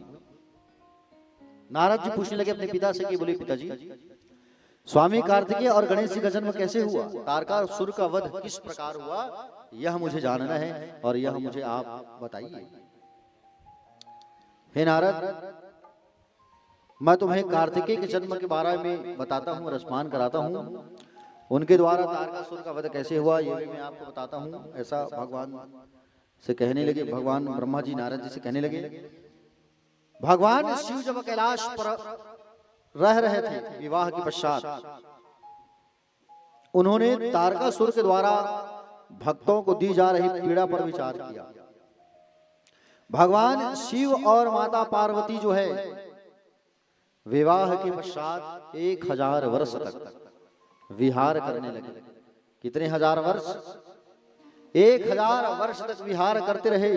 लोक कल्याण के निमित्त भगवान शिव और शिवा मेरू पर्वत की गुफा पर विहार कर रहे थे। कौन से पर्वत पर? मेरू पर्वत की गुफा पर। प्यारे भक्तजन, उस समय तारकासुर का अत्याचार बहुत बढ़ चुका था। सारे लोग भगवान विष्णु की शरण में गए और जाकर के कहे, प्रभु ये तारकासुर को वरदान प्राप्त है कि जब तक भगवान शंकर का पुत्र नहीं होगा उसके अंश से, तब तक उसकी मृत्यु नहीं हो सकती। समझ रहे हैं ना? लेकिन इस समय तो भगवान शिव और शिवा दोनों जो है विहार में गुफा में प्रवेश कर चुके हैं। प्यारे भक्तजन, उस समय जब दोनों विहार कर रहे थे तो पूरी धरती जो है कांप उठी थी। उस समय संपूर्ण त्रिलोक के भय से कांप उठा और ब्रह्मा देवताओं सहित विष्णु के पास आए। विष्णु जी कहे, भगवान शिव इसमें गुफा में प्रविष्ट हुए हैं। और जाकर के सब देवता भगवान शिव को पुकारने लगे भगवान विष्णु के कथनानुसार। और मेरू पर्वत की गुफा के बाहर जा करके जब सब लोगों ने भगवान शिव को पुकारा, देवताओं ने प्रार्थना किया कि नमः शिवाय, ओम नमः शिवाय, ऐसा कहा करके सब जो है भगवान शिव को पुकारने लगे, भगवान आप बाहर आओ, तारकासुर को वध करना है। और जब सारे भक्त पुकारने लगे भगवान शंकर को गुफा के बाहर जा करके, प्यारे भक्तजन, भक्तों की आवाज को सुन करके उस गुफा से बाहर आ गए भगवान शंभु। ठीक है, बड़े ध्यान से कथा सुनना। कुमार कार्तिकेय की जन्म की कथा सुन रहे हो आप, ठीक है?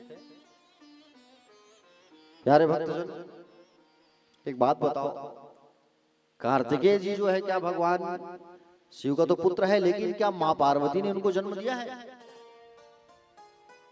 कार्तिकेय जो है मां के गर्भ से जन्म लिए हैं? नहीं, क्योंकि पार्वती मैया को तो दुर्वासा जी ने श्राप दे दिया है बांझ का, वंध्या का, इसलिए पार्वती के गर्भ से संतान नहीं होगा। कब मिला है श्राप? ध्यान से सुनना। जब दुर्वासा ऋषि आए हुए थे ना, उस समय देखो, गंगा और पार्वती दोनों बहन हैं। गंगा मैया और पार्वती दोनों बहन हैं। पार्वती से पूछती है गंगा मैया कि मुझे शिव को प्राप्त करना है बहन, तो तुम बताओ कि मैं क्या करूं? उस समय पार्वती मैया का विवाह नहीं हुआ था शंकर जी से। बोले बताओ मैं क्या ऐसा उपाय करूं कि मैं भी शिव को प्राप्त करूं? तो दुर्वासा ऋषि आने वाले हैं और एक लोटा जल लेकर के उनके पैर को धोना, लेकिन दूर से छूना मत। दुर्वासा ऋषि जब आए तो एक लोटा जल लेकर के फेंक देती है पानी दूर से, बताया था ना मैंने। दुर्वासा जी का धोती कुर्ता गंदा। दुर्वासा ने श्राप दिया कि गंगा तुम्हें मृत्यु लोक में जाना होगा, यहाँ स्वर्ग से तुम्हें दूर जाना होगा, पृथ्वी पर जाना होगा, श्राप दे दिया। गंगा ने कहा दुर्वासा जी इसमें मेरी गलती नहीं है, पार्वती मैया ने जो मुझे कहा था, पार्वती मेरी बहन ने, मैंने वैसे ही किया। अगर आपको यकीन ना हो तो आप ये आसमान से पूछ लो, ये प्रकृति से पूछ लो, वृक्षों से पूछ लो आप। मैंने वो काम नहीं किया है, मुझे तो पार्वती ने जैसा कहा मैंने वैसा किया। दुर्वासा ऋषि ने जब ध्यान लगाया तो मालूम चला कि पार्वती जो है गंगा को उपदेश दी थी। दुर्वासा जी क्रोध में भर करके, क्रोधित होकर के पार्वती को श्राप दे दी कि पार्वती तेरे कारण मेरे वस्त्र धूमिल हुए, मेरा पान हुआ है, मैं तुझे श्राप देता हूं कि तू बांझ हो जाएगी और तेरे गर्भ से कोई संतान नहीं होगा। श्राप दे दी, श्राप मिल गया। गंगा से कहा कि गंगा तू वरदान मांग, मैं तुम्हें वरदान देना चाहता हूं, गंगा मांग। क्या वरदान मांगेगी? गंगा ने कहा कि मैं भगवान शंकर को पति के रूप में प्राप्त करना चाहती थी। दुर्वासा जी ने कहा जा, आज से शंकर जी तुझे अपनी जटाओं पर धारण करेंगे। दूसरा और वरदान मांग। तो कहा कि बोले शिव से, शिव के अंश जो पहला पुत्र होगा वो मुझसे हो, शिव को जो पहला पुत्र हो शिव के अंश से वो मुझसे हो। और तीसरा वरदान मांग, 3 वरदान दूंगा तुझे आज। तब कहा गंगा ने कि मरने के समय लोग जो है मेरी शरण पर आकर के मुझे याद करें, मरने के समय लोग मुझे याद करें। इसलिए मरते हुए व्यक्तियों को गंगा जल पिलाया जाता है। मरते हुए व्यक्तियों को गंगा जल में ले जाकर के उनकी अस्थियों को विसर्जन किया जाता है। मरने के समय हम गंगा की शरण में जाते हैं। हाँ? गंगा जल पिलाते हैं कि नहीं पिलाते हैं मरने वाले व्यक्ति को, क्योंकि दुर्वासा जी ने वरदान दिया है, समझ रहे हो ना। इसलिए मां पार्वती के गर्भ से कार्तिकेय ने जन्म नहीं लिया है, ठीक है। तो कार्तिकेय के जन्म की प्रसंग सुन रहे हो आप, बड़े ध्यान से सुनो। भगवान शंकर को जब सारे देवता पुकारने लगे तो भगवान शंकर उस गुफा से बाहर आए, और गुफा से जब बाहर आए प्यारे भक्तजन, तो जब भगवान शंकर गुफा से बाहर निकले तो भगवान शिव का वो तेज, भगवान शिव का तेज भी भगवान शिव के साथ बाहर निकला, शंकर जी का तेज, और शंकर जी का जो तेज है वो भी बाहर निकला, समझ रहे हो ना। अब उस तेज को कौन स्वीकार करे, तो उसी समय अग्नि जी को कबूतर का रूप दे करके बैठा दिया गया, और कबूतर का रूप लेकर के भगवान शंकर के तेज को अग्नि ने ग्रहण किया। थोड़ी देर बाद मां पार्वती आई बाहर गुफा से, और मां पार्वती बाहर आई, सारा वृत्तांत जानने के बाद, सब चीज जानने के बाद पार्वती मैया ने श्राप दे दिया इन देवताओं को कि तुम लोगों ने हमारे विहार को भंग किया है, आज से तुम्हारी स्त्रियां भी वंध्या हो जाएगी, और अय अग्नि तूने हमारे तेज को ग्रहण किया है, इसलिए आज से तू सर्वभक्षी हो जाएगा। क्या हो जाएगा? सर्वभक्षी हो जाएगा तू। श्राप दे दिया। इसलिए जब आप यज्ञ करते हो, हवन करते हो, तो उस हवन कुंड में आप क्या करते हो? आहुति डालते हो नहीं आहुति, सबके नाम का। ओम गणपति स्वाहा करते हो नहीं, ओम दुर्गाय स्वाहा, सबके नाम से आप आहुति डालते हो। तो सबके भोजन को अग्नि जो है ग्रहण करता है। स्वाहा स्वाहा करते हो नहीं आप लोग? कैसे स्वाहा करते हो? स्वाहा स्वाहा स्वाहा ऐसा करते हो? अच्छा ऐसे डालते हो? ऐसा डालते हो? कैसा डालते हो? स्वाहा। अच्छा ऐसे पकड़े रहते हो, ऐसे से डालत रहते हो? गलत करते हो आप लोग आहुति। आहुति डालने का नियम ऐसा नहीं है। कई लोगों को देखते हैं, देखने को मिलता है, यज्ञ जब चलता रहता है स्वाहा स्वाहा स्वाहा, जानो मानो मारी डर ही हो है। एक आध झलना देख पे तो धरे रही, पूरा हवन खत्म हो जाए, लेकिन वो सांकला खत्म नहीं हो रहा है। स्वाहा स्वाहा, दूधी दाना स्वाहा। अरे ऐसा नहीं डालते आहुति, ठीक है। यज्ञ में आहुति डालते हैं, 3 उंगलियों का प्रयोग करते हैं, मध्यिका, अनामिका और अंगुष्ठा का।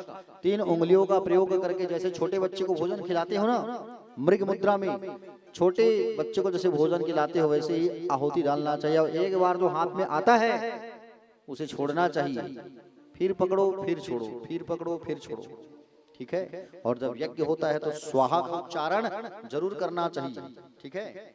हाँ, 3 तारीख के करूँ सब स्वाहा स्वाहा।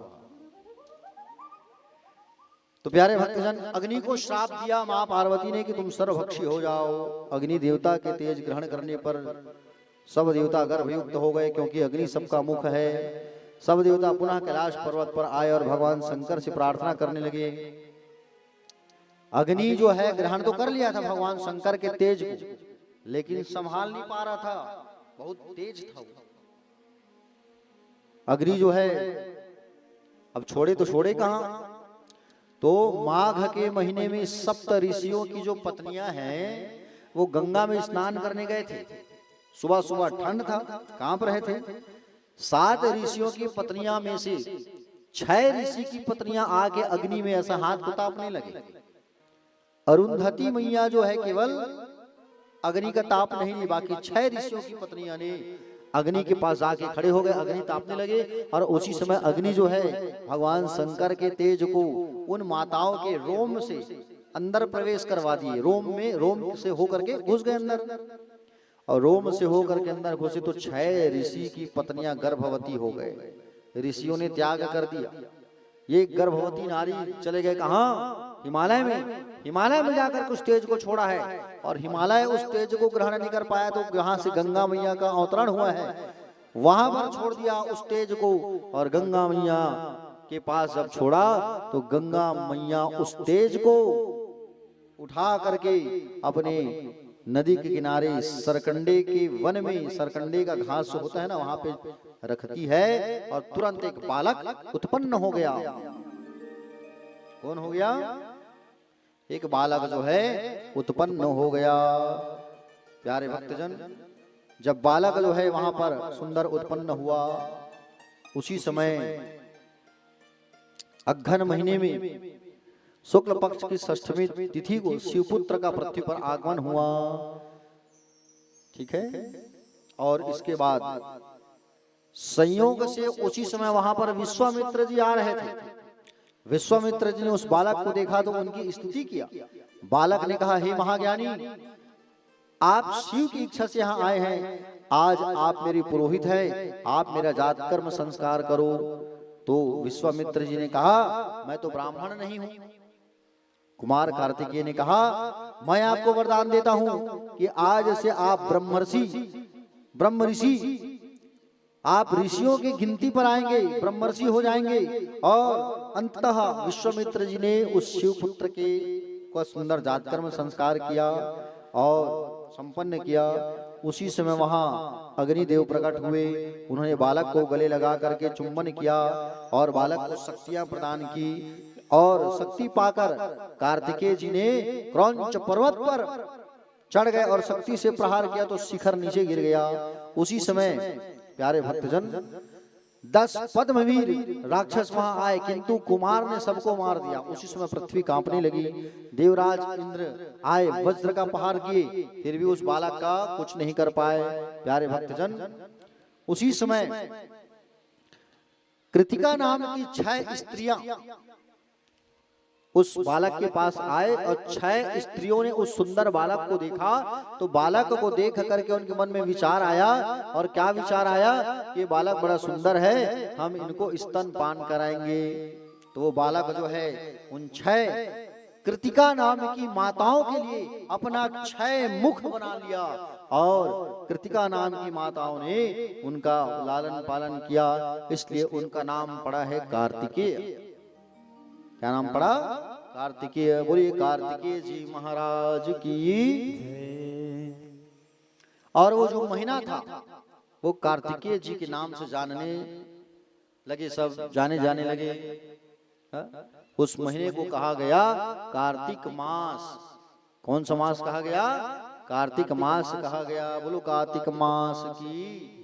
कार्तिक मास पर किया गया यज्ञ, कार्तिक मास पर किया गया दान और कार्तिक मास पर किया गया जप करोड़ों फल प्राप्त करवाता है। कार्तिक मास का तो एक महत्व ही होता है। कार्तिक मास में, ये कार्तिक का जो मास है वो भगवान विष्णु को बहुत प्रिय है, इसलिए कार्तिक के मास में हम सबको यज्ञ करना चाहिए, पूजा करना चाहिए, जप तप करना चाहिए, दान करना चाहिए। समझ रहे हो ना? कार्तिक के मास जो होती है वो बड़ा ही पतित मास होता है, सुंदर मास होता है। कार्तिक का जो मास होता है प्यारे भक्तजन, कैलाश पर्वत पर माँ पार्वती बैठी हुई है भगवान शंकर के साथ। महादेव जी से पूछती है कि हे प्रभु, आपका जो तेज है वो कभी व्यर्थ नहीं जाता, तो आपका जो तेज निकला उसे किसने ग्रहण किया, वो कहाँ है, अभी मुझे बताओ। शंकर जी ने इस बात को सोचा और सोच करके पृथ्वी को पूछा कि वो मेरा तेज कहाँ है। पृथ्वी कही, मैंने उसे अग्नि को दिया। अग्नि को पूछा तो अग्नि ने कहा मैंने हिमालय में छोड़ा था। हिमालय से पूछा तो हिमालय ने कहा मैंने गंगा में छोड़ दिया। गंगा जी से पूछा गया तब गंगा ने कहा मैं उस तेज को सरकंडे के जंगल पर रखी थी। वायु देवता ने कहा कि हे प्रभु, गंगा तट पर सरकंडे के वन में वहां बालक तेज तत्काल तुरंत एक बालक बन गया था। और सूर्यदेव से पूछा गया तो सूर्यदेव ने कहा मैंने उस बालक को रोते हुए देखा था, लेकिन अस्ताचल हो गया, मैं अस्त हो गया तो आगे मैं कुछ नहीं बता पाऊंगा। चंद्रमा से पूछा तो कहा कि हे प्रभु, रोते हुए बालक को कृतिका नाम की माताएं अपने घर में ले गए हैं और लालन पालन कर रहे हैं। पुत्र का समाचार मिलने पर भगवान शिव और माता पार्वती प्रसन्न हो गए। नंदीश्वर गणों को संग लेकर स्वामी कार्तिकेय जी को लाने के लिए सुंदर सब लोग गए और कृतिका नाम की माताओं के यहाँ जा करके सुंदर कुमार कार्तिकेय जी को सुंदर रथ पर बैठा करके वापस कैलाश पर्वत लेकर के आए। और कैलाश पर्वत पर सुंदर जो है सब उत्सव मनाने लगे, नाचने गाने लगे कैलाश पर्वत पर। समझ रहे हो ना। और कैलाश पर्वत पर सब जो है सुंदर नाचने लगे, गाने लगे, क्योंकि कार्तिकेय जी का आगमन हुआ है। उसी समय भगवान विष्णु ने कार्तिकेय जी को अपना वैजंती माला प्रदान किया, चक्र प्रदान किया, और ब्रह्मा जी यज्ञोपवीत धारण कराए, वेद प्रदान किए, सरस्वती मैया जो है उनको सुंदर ज्ञान प्रदान करती है, इंद्र ऐरावत दिए, वज्र दिए कार्तिकेय जी को, और यमराज जो है यमदंड दिए, कुबेर गदा दिए, गरुड़ जो है मयूर वाहन प्रदान किए, गायत्री मैया कमंडल प्रदान करती है। इस प्रकार से सारे लोग जो है अपना अपना अस्त्र शस्त्र और ज्ञान पुराण जो है उनको भेंट करने लगे कार्तिकेय जी को। प्यारे भक्तजन, अंत में देव कार्तिकेय जी ने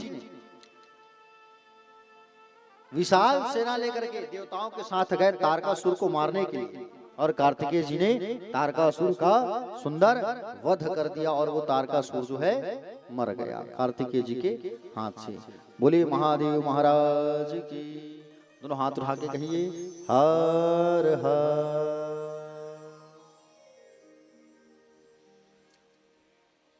आगे अब आता है भगवान गणेश जी की कथा, ठीक है, गणपति जी की कथा।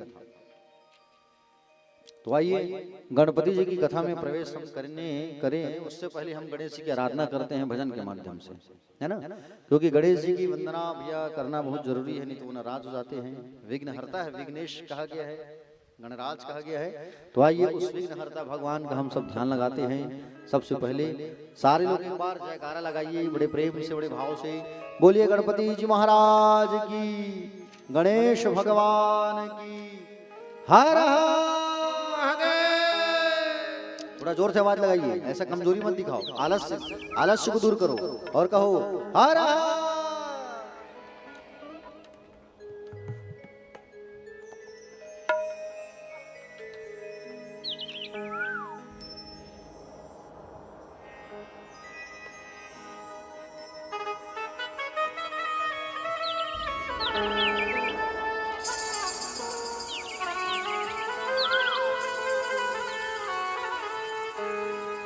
वक्रतुंड महाकाय, सूर्यकोटि समप्रभा, निर्विघ्नं कुरु मे देव,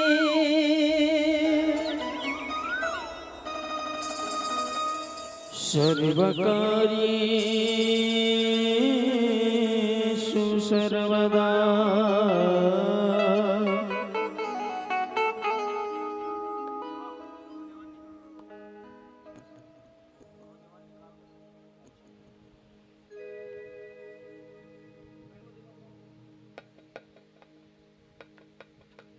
गणपति बप्पा मोरया, मंगलमूर्ति मोरया, गणपति बप्पा मोरया, मंगलमूर्ति मोरया।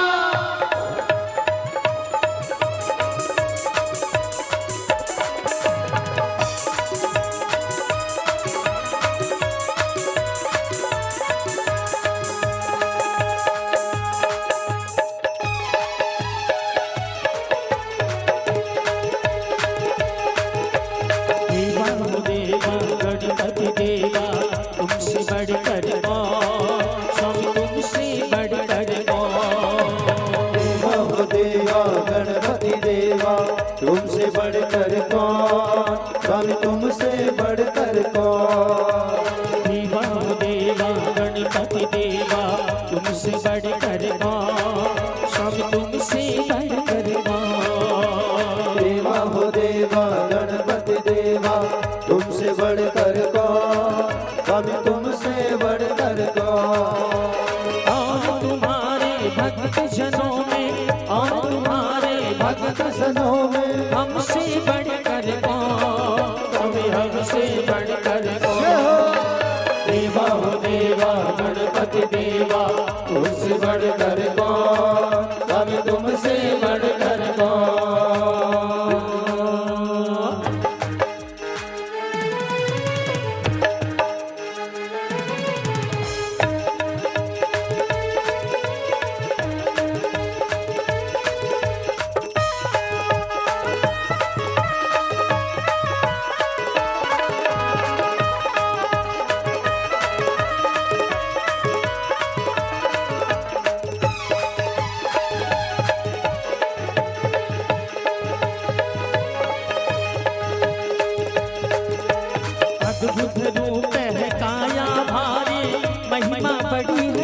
दर्शन की, महिमा बड़ी है दर्शन की, महिमा बड़ी है दर्शन की।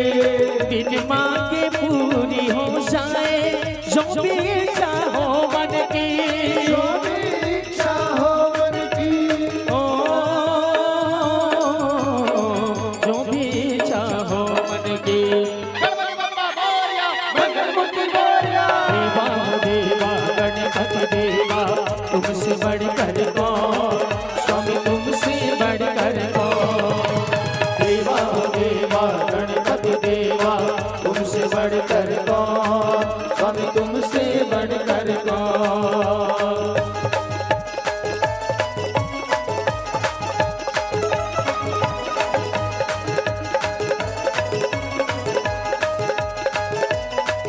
मोरिया मोरिया गणपति पापा मोरिया, मोरिया मोरिया गणपति बप्पा मोरिया। मोरिया मोरिया गणपति पापा मोरिया। मोरिया मोरिया गणपति बप्पा मोरिया।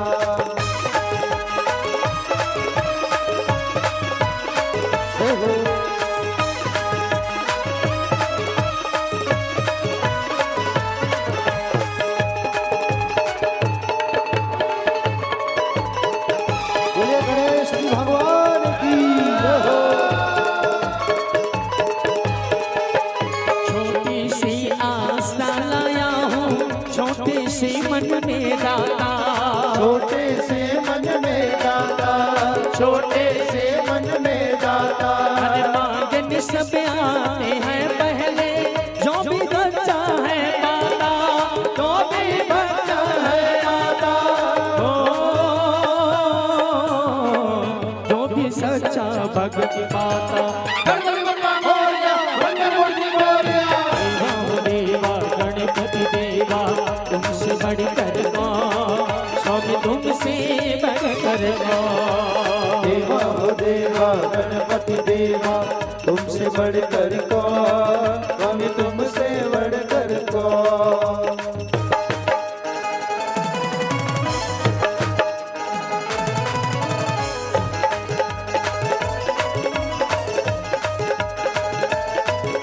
अरे मोरिया मोरिया गणपति पापा मोरिया।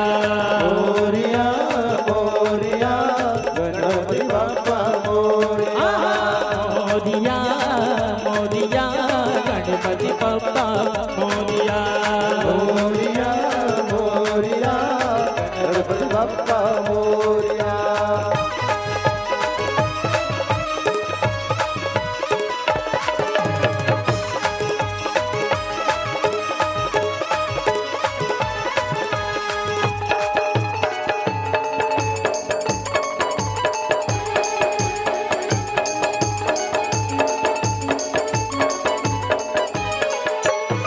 भक्तों की इस भीड़ में ऐसे बगुला भगत भी मिलते हैं। बगुला भगत भी मिलते हैं, बगुला भगत भी मिलते हैं।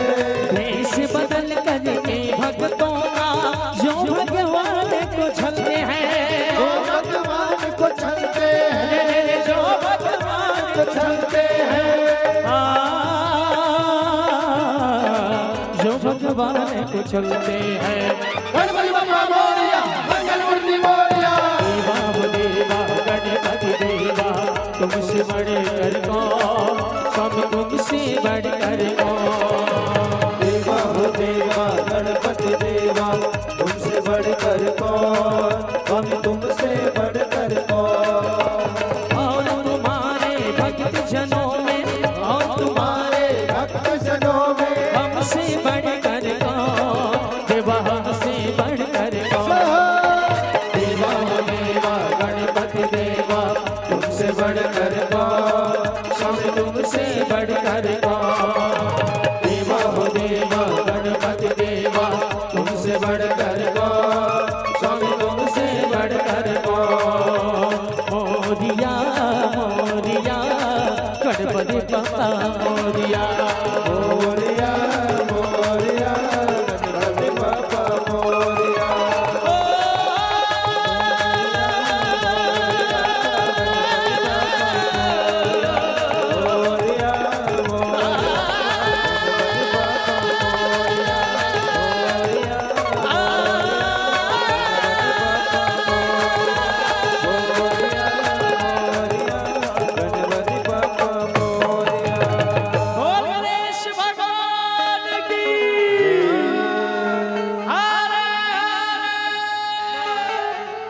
राधे राधे।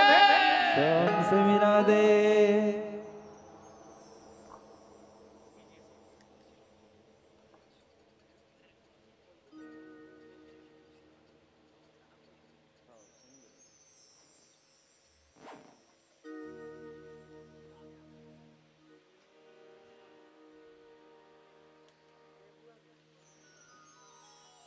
बोलिए गणपति जी भगवान की। प्यारे भक्तजन,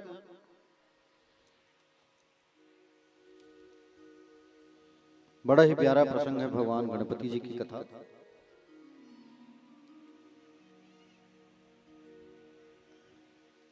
भगवान गणेश का जो जन्म है ब्रह्मा जी से भी पहले हुआ था। शनि की दृष्टि पड़ने के कारण उनका सिर कट गया था, ठीक है, और फिर उस पर हाथी का जोड़ दिया गया था। एक बार की बात है, माता पार्वती अपनी सखी, माता पार्वती की सखियों की का क्या नाम है, जया और विजया। जया और विजया के साथ में एक बार मैया जो है स्नान करने गई थी। और मैया जो है जब स्नान करने गई थी,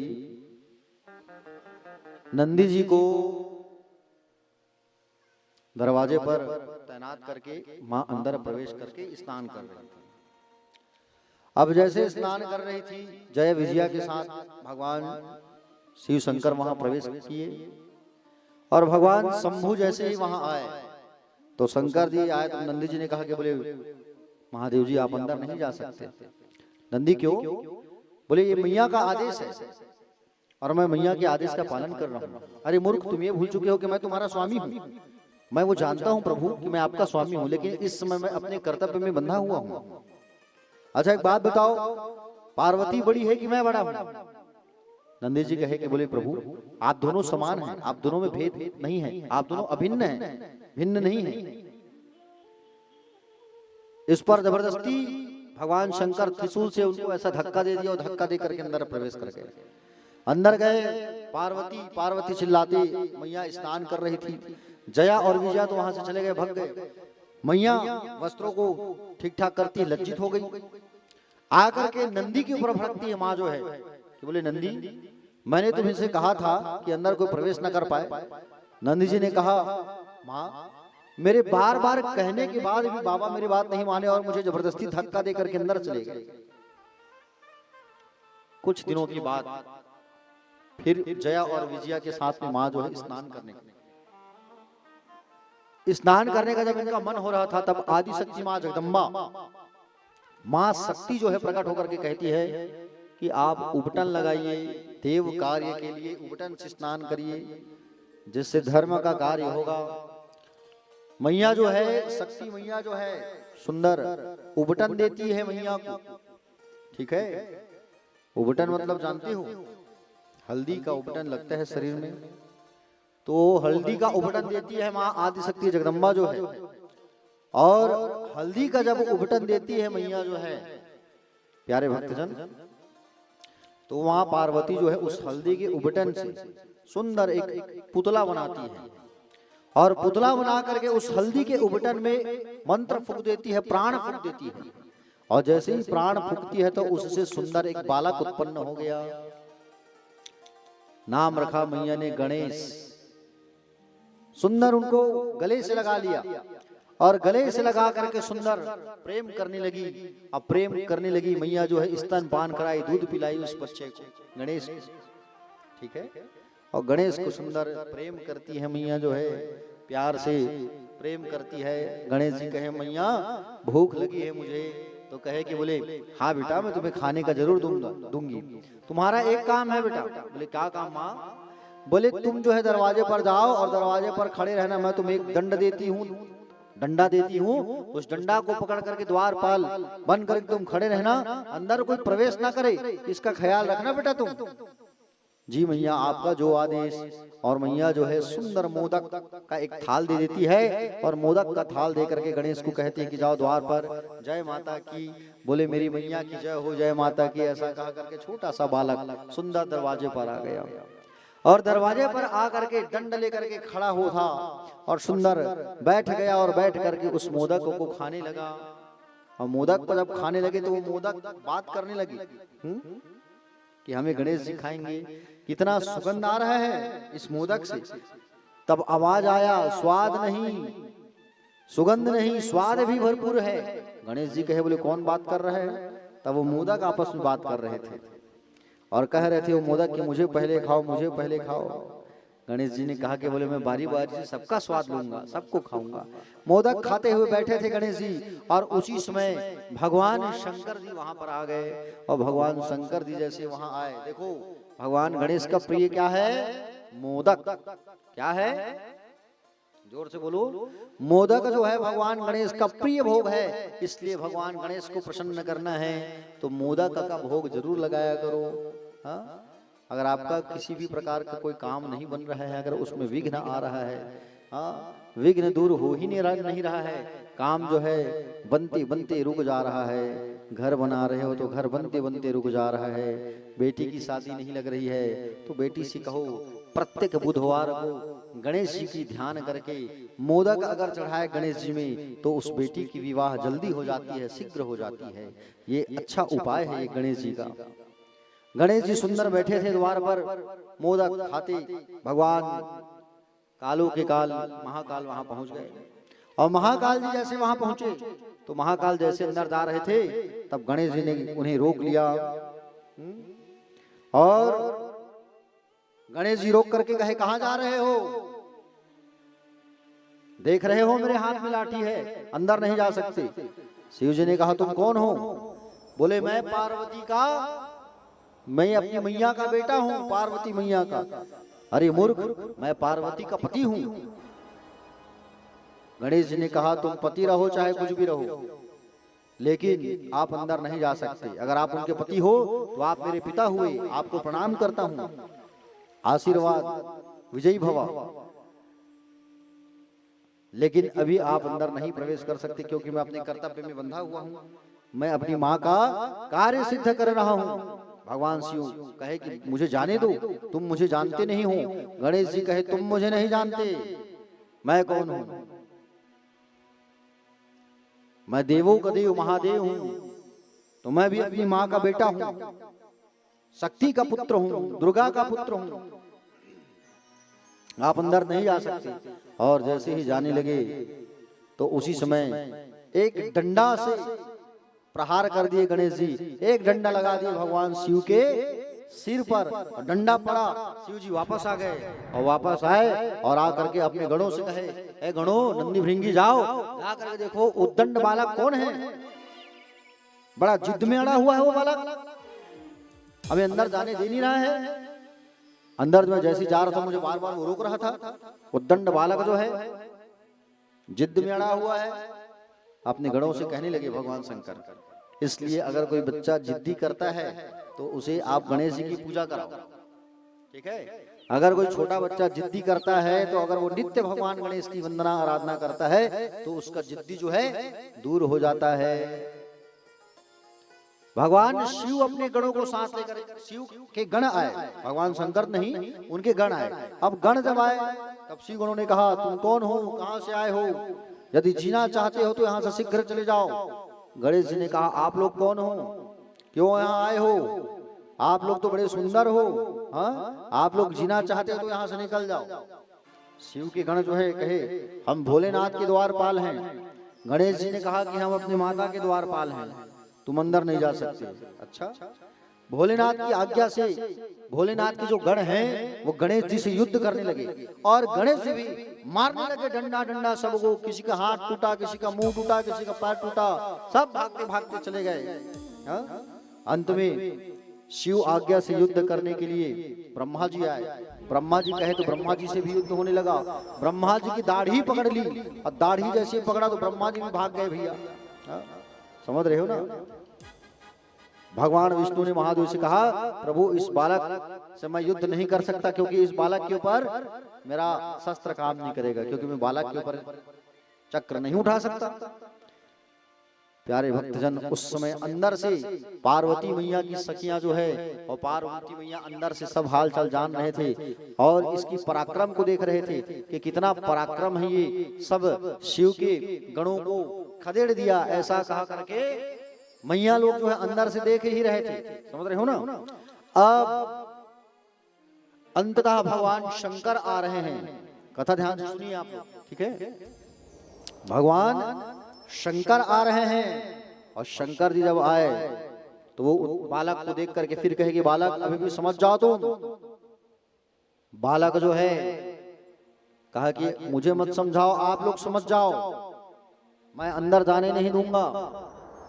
माँ पार्वती को उनकी सखियां बताए कि पूरे सब लोग आए हैं युद्ध करने, तब माँ जगदम्बा जो है, माँ जो है अपनी देवियों को प्रकट करके भगवान गणेश की सहायता के लिए वहां भेज देती है और भगवान गणेश की सहायता के लिए अपनी शक्तियों को मां जगदम्बा जो है भेजती है। कराली, कुब्जा, खंजा, लंब शीर्षा, ये सब आकर के गणेश की सहायता करने लगी और युद्ध होने लगा और भगवान से युद्ध करने लगे और युद्ध करते करते करते करते करते अचानक भगवान शंकर ने देखा कि बालक तो बड़ा उद्दंड है, ब्रह्मा विष्णु सबके ऊपर प्रहार कर रहा है, यहाँ बालक को कोई नहीं बचा सकता। त्रिशूल जैसे ही निकाले तो भगवान विष्णु ने मना किया कि बोले इस बालक के ऊपर त्रिशूल मत चलाओ। अंततः भगवान शिव का क्रोध बहुत ज्यादा था और भगवान शंकर ने त्रिशूल से वार कर दिया और अमोघ त्रिशूल से वार किया तो त्रिशूल से गणेश जी का सिर कट गया। गणेश जी का सिर कटा। जया और विजया माँ पार्वती को जाकर के बताए और जया और विजया माँ पार्वती को जब जाकर के बताए तो पार्वती मैया आई, गणेश गणेश चिल्लाते, पुत्र गणेश कहाँ हो? जैसे ही माँ आती है खोजते खोजते खोजते खोजते देखा मेरे बच्चे का यहाँ पर सिर कटा हुआ है, मेरे बच्चे का सिर कटा है, मेरे बच्चे की मृत्यु हो गई है। माँ तो खूब रोती है पार्वती मैया। रोने के बाद माँ पार्वती को इतना गुस्सा आया, माँ पार्वती ने पूछा मेरे इस बच्चे को किसने मारा है, बोलो। सब चुप है, मौन है, कोई जवाब नहीं दे रहा है। अगर आप लोग जवाब नहीं दोगे तो मैं अभी इस सृष्टि में प्रलय ला दूंगी, कोई यहाँ जिंदा नहीं बचेगा। और माँ जगदम्बा जो है इतना ज्यादा क्रोधित हो गई, माँ जो है अपने स्वरूपों को प्रकट करने लगी। शैलपुत्री तुम आओ, शैलपुत्री को बुलाई ध्यान करके, शैलपुत्री मैया प्रकट हो गई। ब्रह्मचारिणी, चंद्रघंटा, कुष्मांडा, स्कंद माता, कालरात्रि, सिद्धिदात्री, महागौरी, सब देवी वहां प्रकट हो गए। और इतना ज्यादा गुस्सा, सबका क्रोध, इतना ज्यादा क्रोध, सब देवता डर गए, प्रार्थना करने लगी। माँ जगदम्बा कहने लगी अगर तुम लोग मेरे पुत्र को जीवित नहीं करोगे तो मैं प्रलय ला दूंगी। सब चुप थे। माँ काल रात्रि को पार्वती ने आदेश दिया कि काल रात्रि तुम जाओ और पूरे सृष्टि में प्रलय लाओ। काल रात्रि मैया अपने मुंह से अग्नि फेंकने लगी, चिल्ला चिल्ला के, और अग्नि जब फेंकने लगी तो पूरा संसार, पृथ्वी कांपने लगा, समुद्रों का पानी उछाल मारने लगा, आसमान से तारा टूट टूट करके गिरने लगा, वायु की मात्रा कम हो गई, हाहाकार मच गया। सारे देवों ने सब आकर के माँ जगदम्बा के सामने सिर झुका करके प्रणाम करने लगे। आदि शक्ति माँ जगदम्बा का ध्यान करने लगे, माँ से निवेदन करने लगे, सर्वमंगल मांगल्ये शिवे सर्वार्थ साधिके शरण्ये त्र्यंबके गौरी नारायणी नमस्तुते। हे जगदम्बिका शांत हो जाइए, मैया शांत हो जाइए, हम तो आपके अमोघ बालक हैं। भगवान शंकर भी सिर झुका करके बैठ गए। सारे देवता ब्रह्मा विष्णु महेश इंद्र नारद वरुण कुबेर नंदी भृंगी सब बैठ गए सिर झुका करके, और सिर झुका करके सब माँ जगदम्बा का ध्यान करने लगी, माँ जगदम्बा को शांत करने लगे। माँ जगदम्बा को आइए हम सब भी आदि शक्ति माँ जगदम्बा का ध्यान लगाते हैं। बोल जयकारा सिरवाली दा साचे दरबार की, आदि शक्ति महामाया मैया की, हर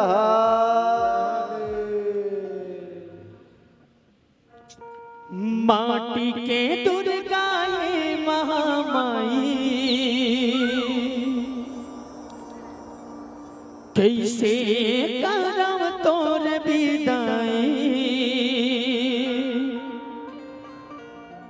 लागे कर लाई वो झूले नजर नजर में दाई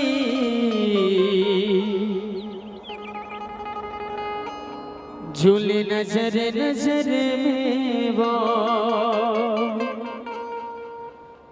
झूले नजर नजर में दाई झूले नजर नजर में वो नजर नजर में दाई झूल नजर नजर में वो झूले नजर नजर में दाई झूले नजर नजर में वो झूल नजर नजर में दाई झूल नजर नजर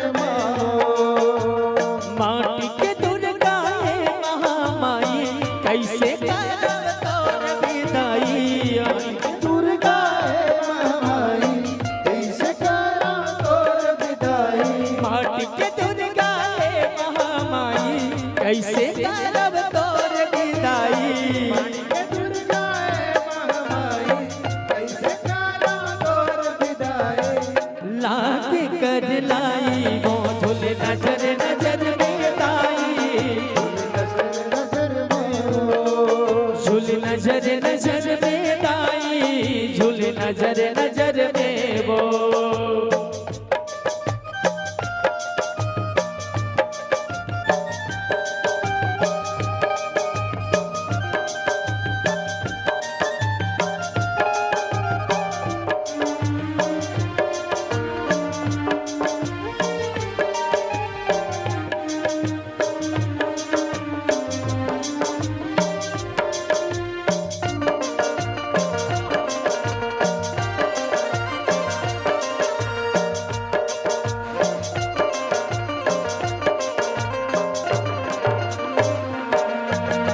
झलकत है तोर गहना गुड़िया आँखी आँखी में झूले वो झलकत है तोर गहना गुड़िया आँखी आँखी झूले वो भगवा ऊपर माता विराजे आँख धर त्रिशूले हो भगवा ऊपर माता विराजे आँख धर त्रिशूले हो झलके रिग बिग रिग बिगे माता दमके रिग बिग रिग बिगे माता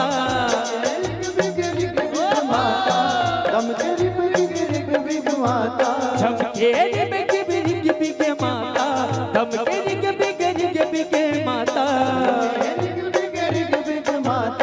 दमके रिग बिग बिग माता रही बेटे सहाई वो झूले नजर नजर में दाई झूले नजर नजर में वो नजर नजर में दाई झूल नजर नजर में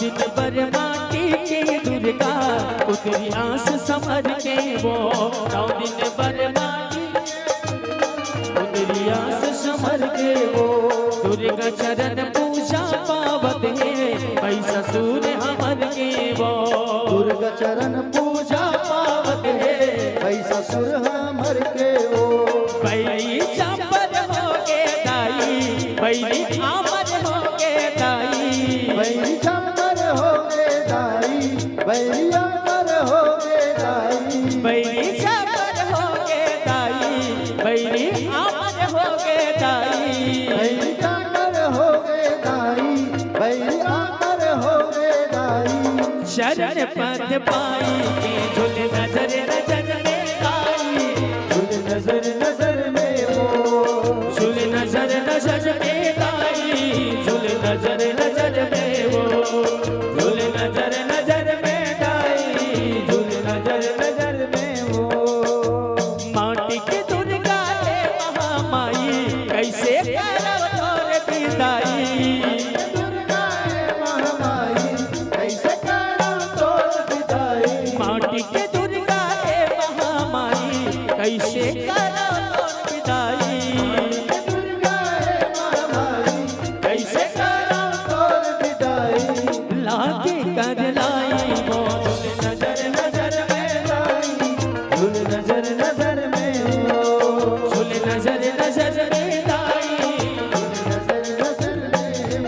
झूल नजर नजर में दाई, झूल नजर नजर में वो, झूल नजर नजर में दाई, झूल नजर नजर में वो, झूल नजर नजर में दाई, झूल नजर नजर में वो, झूल नजर नजर में दाई, झूल नजर नजर में वो। बोला जी शक्ति जगत जननी जगदम्बे मात की। महादेव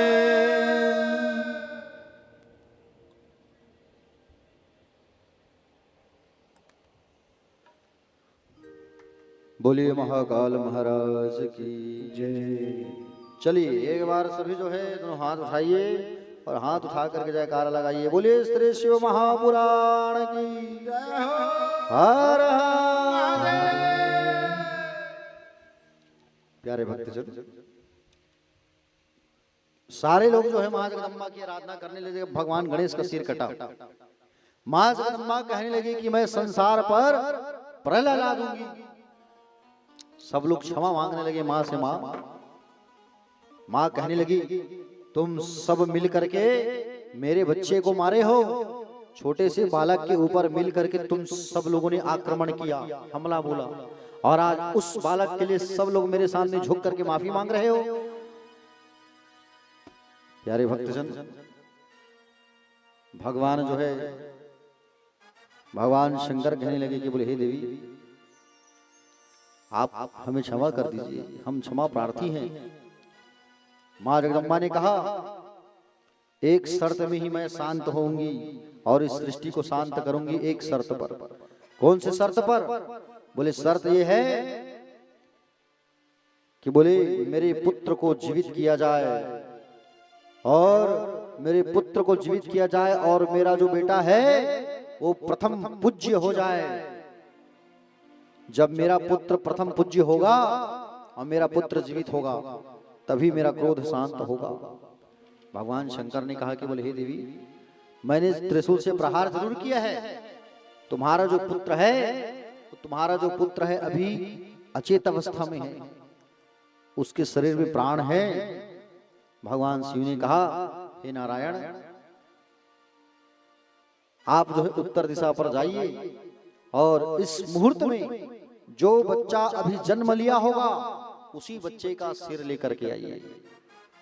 भगवान विष्णु ने कहा कि हे मृत्युंजय के स्वामी आप जैसा कहेंगे वैसा होगा। भगवान विष्णु सारे देवता सब गए उत्तर दिशा में। उस समय उत्तर दिशा में एक हाथी अपने छोटे से बच्चे को जन्म दे रही थी, और उत्तर दिशा में जब गए तो हाथी जो है हथीनी जो है एक सुंदर से बच्चे को जब जन्म दी तो उसी हाथी के बच्चे का सिर काट करके लाया गया। समझ रहे हो ना? और उस हाथी के बच्चे का सिर काट करके लाया गया, और हाथी के बच्चे के सिर को काट करके सुंदर भगवान नारायण लेकर के आए। और नारायण जो है जब लेकर के आए तब प्यारे भक्तजन उस गणेश के शरीर में भगवान शंकर भगवान रुद्र जो है उस हाथी के सिर को रख करके जोड़े, और रख करके जब जोड़े, कौन जोड़े? भगवान शंकर जो है शल्य पद्धति से मृत्युंजय मंत्र से सुंदर उनको पुनर्जीवित कर दिए। और जब पुनर्जीवित जब किए तब प्यारे भक्तजन गणेश जी भगवान जो है उठ करके खड़े हो गए। और भगवान जब खड़े हुए तो प्यारे भक्तजन माँ पार्वती जा करके दौड़ करके सुंदर उनको गले से लगा लेती है, और गले से लगाती है और उनको प्रेम करने लगी। पार्वती मैया कही गणेश को विघ्न हरता ही सर्व कामा फल प्रदा। हे पुत्र तुम जो है विघ्न हरता और समस्त कामनाओं को पूर्ण करने वाले बनोगे। शिव जी ने कहा एतत् पूजा पुरा कृत्वा पश्चात् पूज्या वयम नरे। हे देवताओं आज से इनका एक और नाम होगा एक दंत गजानन। सबसे पहले इनकी ही पूजा होगी। कहे इनकी, गणेश जी सबसे पहले इनकी ही पूजा होगी संसार में। हम सब की पूजा के पहले जो लोग इनकी पूजा करेंगे तो इनकी पूजा से उनका कार्य सफल हो जाएगा और गणों के अधीश्वर कहलाएंगे। गणों के अधीश्वर कहलाएंगे आज से गणेश जी जो है। और प्यारे भक्तजन, उस दिन से सारे लोग जो है अपना अपना आशीर्वाद उस बालक को प्रदान किए। भगवान गणेश प्रिय पुत्र हुआ मां पार्वती का और भगवान शिव का। सुंदर उस बालक को आशीर्वाद दिया सारे लोगों ने मिलकर के, और हमारे बीच भगवान गणेश जी का सुंदर आगमन होने वाला है। भगवान गणेश की सारे ओर जय जयकार होने लगी चारों तरफ। और भगवान गणेश से कहा कि आप जो है विघ्नों को दूर करेंगे, आज से आपका नाम होगा विघ्नहर्ता, ऐसा कहा। और सुंदर भगवान गणेश जी जो है, भगवान गणेश जी को अपने गोद में उठा लिए भगवान शंकर और कहे कि आज से तुम भी हमारे पुत्र हो गए, ऐसे कहे। और सुंदर भगवान का आगमन हो रहा है। कुमार कार्तिकेय जी और गणेश जी का आगमन हो रहा है। एक बार जोरदार ताली बजाइए।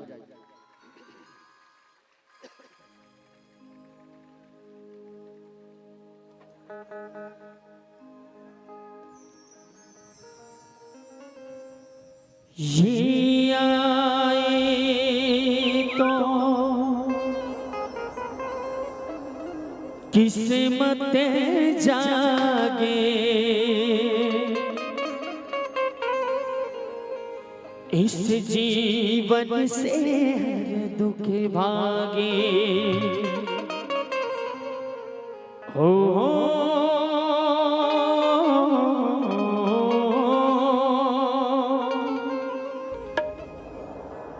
जल जाए तन मन की बुराई, वो मिल जाए जो दिल मांगे। हो जैसा है ये वैसा कहीं,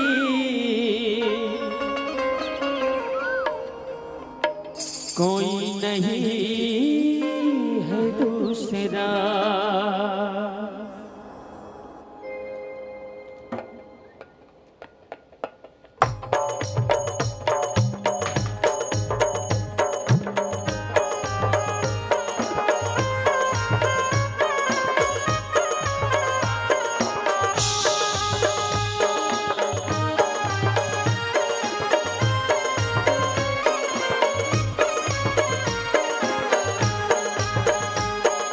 गणपति बप्पा मोरिया और चावल से नौकरिया। गणपति बप्पा मोरिया और चावल से नौकरिया। घुंघरू बजा के आओ नाचो छम छम छम छम छम छम छम, रंग उड़ा के आओ नाचो छम छम छम छम छम छम छम।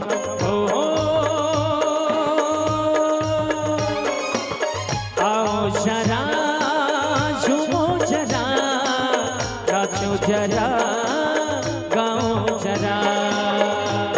जरा झूमो जरा, नाचो जरा, गाओ जरा।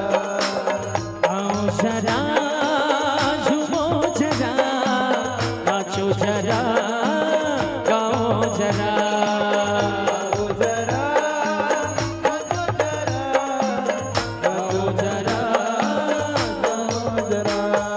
गणपति बप्पा मोरिया और चावल से नौकरिया। गणपति बप्पा मोरिया और चावल से नौकरिया।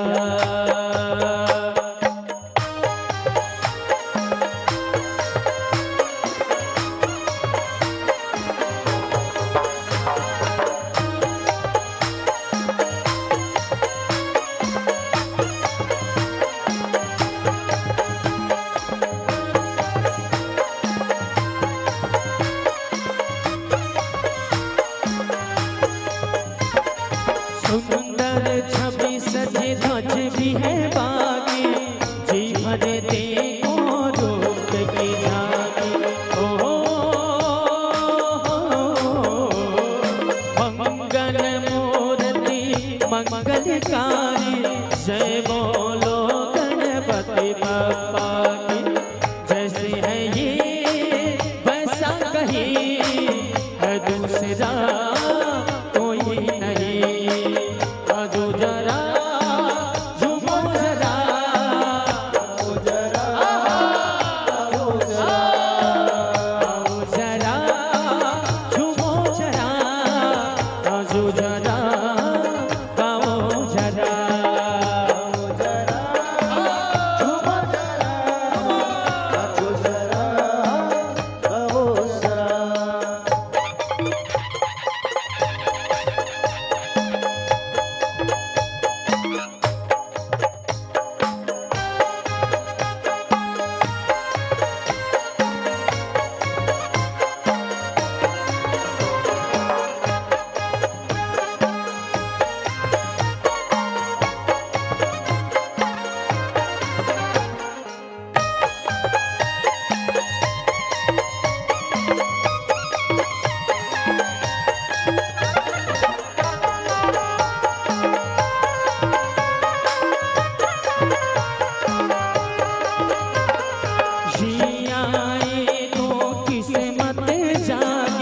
इस जीवन से हर दुख भागे।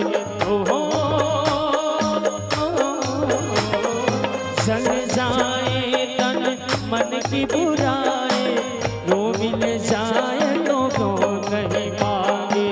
ओहो जैसे है ये वैसा कहीं कोई नहीं है दूसरा। आओ जरा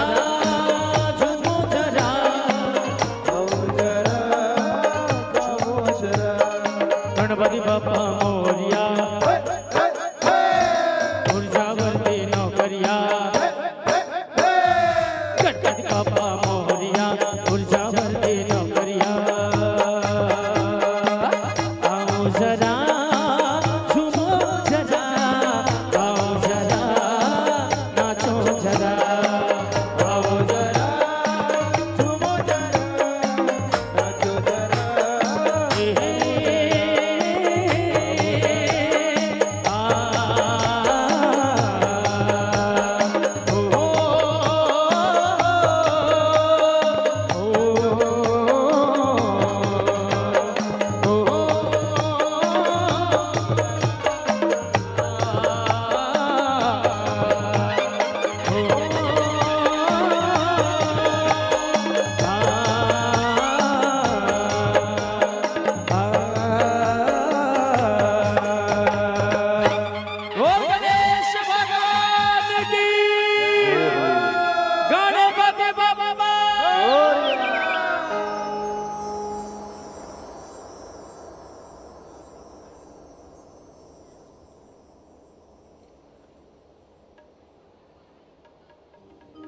बोलिए गणपति जी भगवान की जय हो। तो आप बढ़िया दर्शन कर पा रहे हैं भगवान विघ्नहर्ता गणेश जी और कुमार कार्तिकेय जी का। चलिए कथा में आ जाइए, बातें मत करो।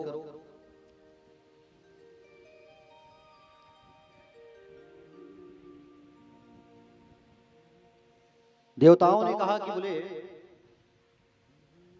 हे गणेश, तुम भाद्र मास कृष्ण पक्ष की चतुर्थी को चंद्रोदय काल में उत्पन्न हुए हो, इसलिए इस दिन तुम्हारा व्रत भी होगा। इस दिन तुम्हारा व्रत भी होगा। कहे कौन सा व्रत होगा? संकष्टी व्रत। समझ रहे हो ना? संकट के निवारण हेतु संकष्टी व्रत को किया जाता है। ठीक है, संकट के निवारण के लिए संकष्टी चतुर्थी के व्रत को किया जाता है। कृष्ण पक्ष के चतुर्थी को इधर सामने आप लोग बात क्यों कर रहे हो? सामने बैठे भक्तों से मेरा निवेदन है कि आप लोग चर्चा पर चर्चा ना करें। क्या है, आप लोग बात करते हो तो मैं डिस्टर्ब हो जाता हूँ, कथा से मेरा ध्यान भटक जाता है। तो शांति से कथा सुनिए।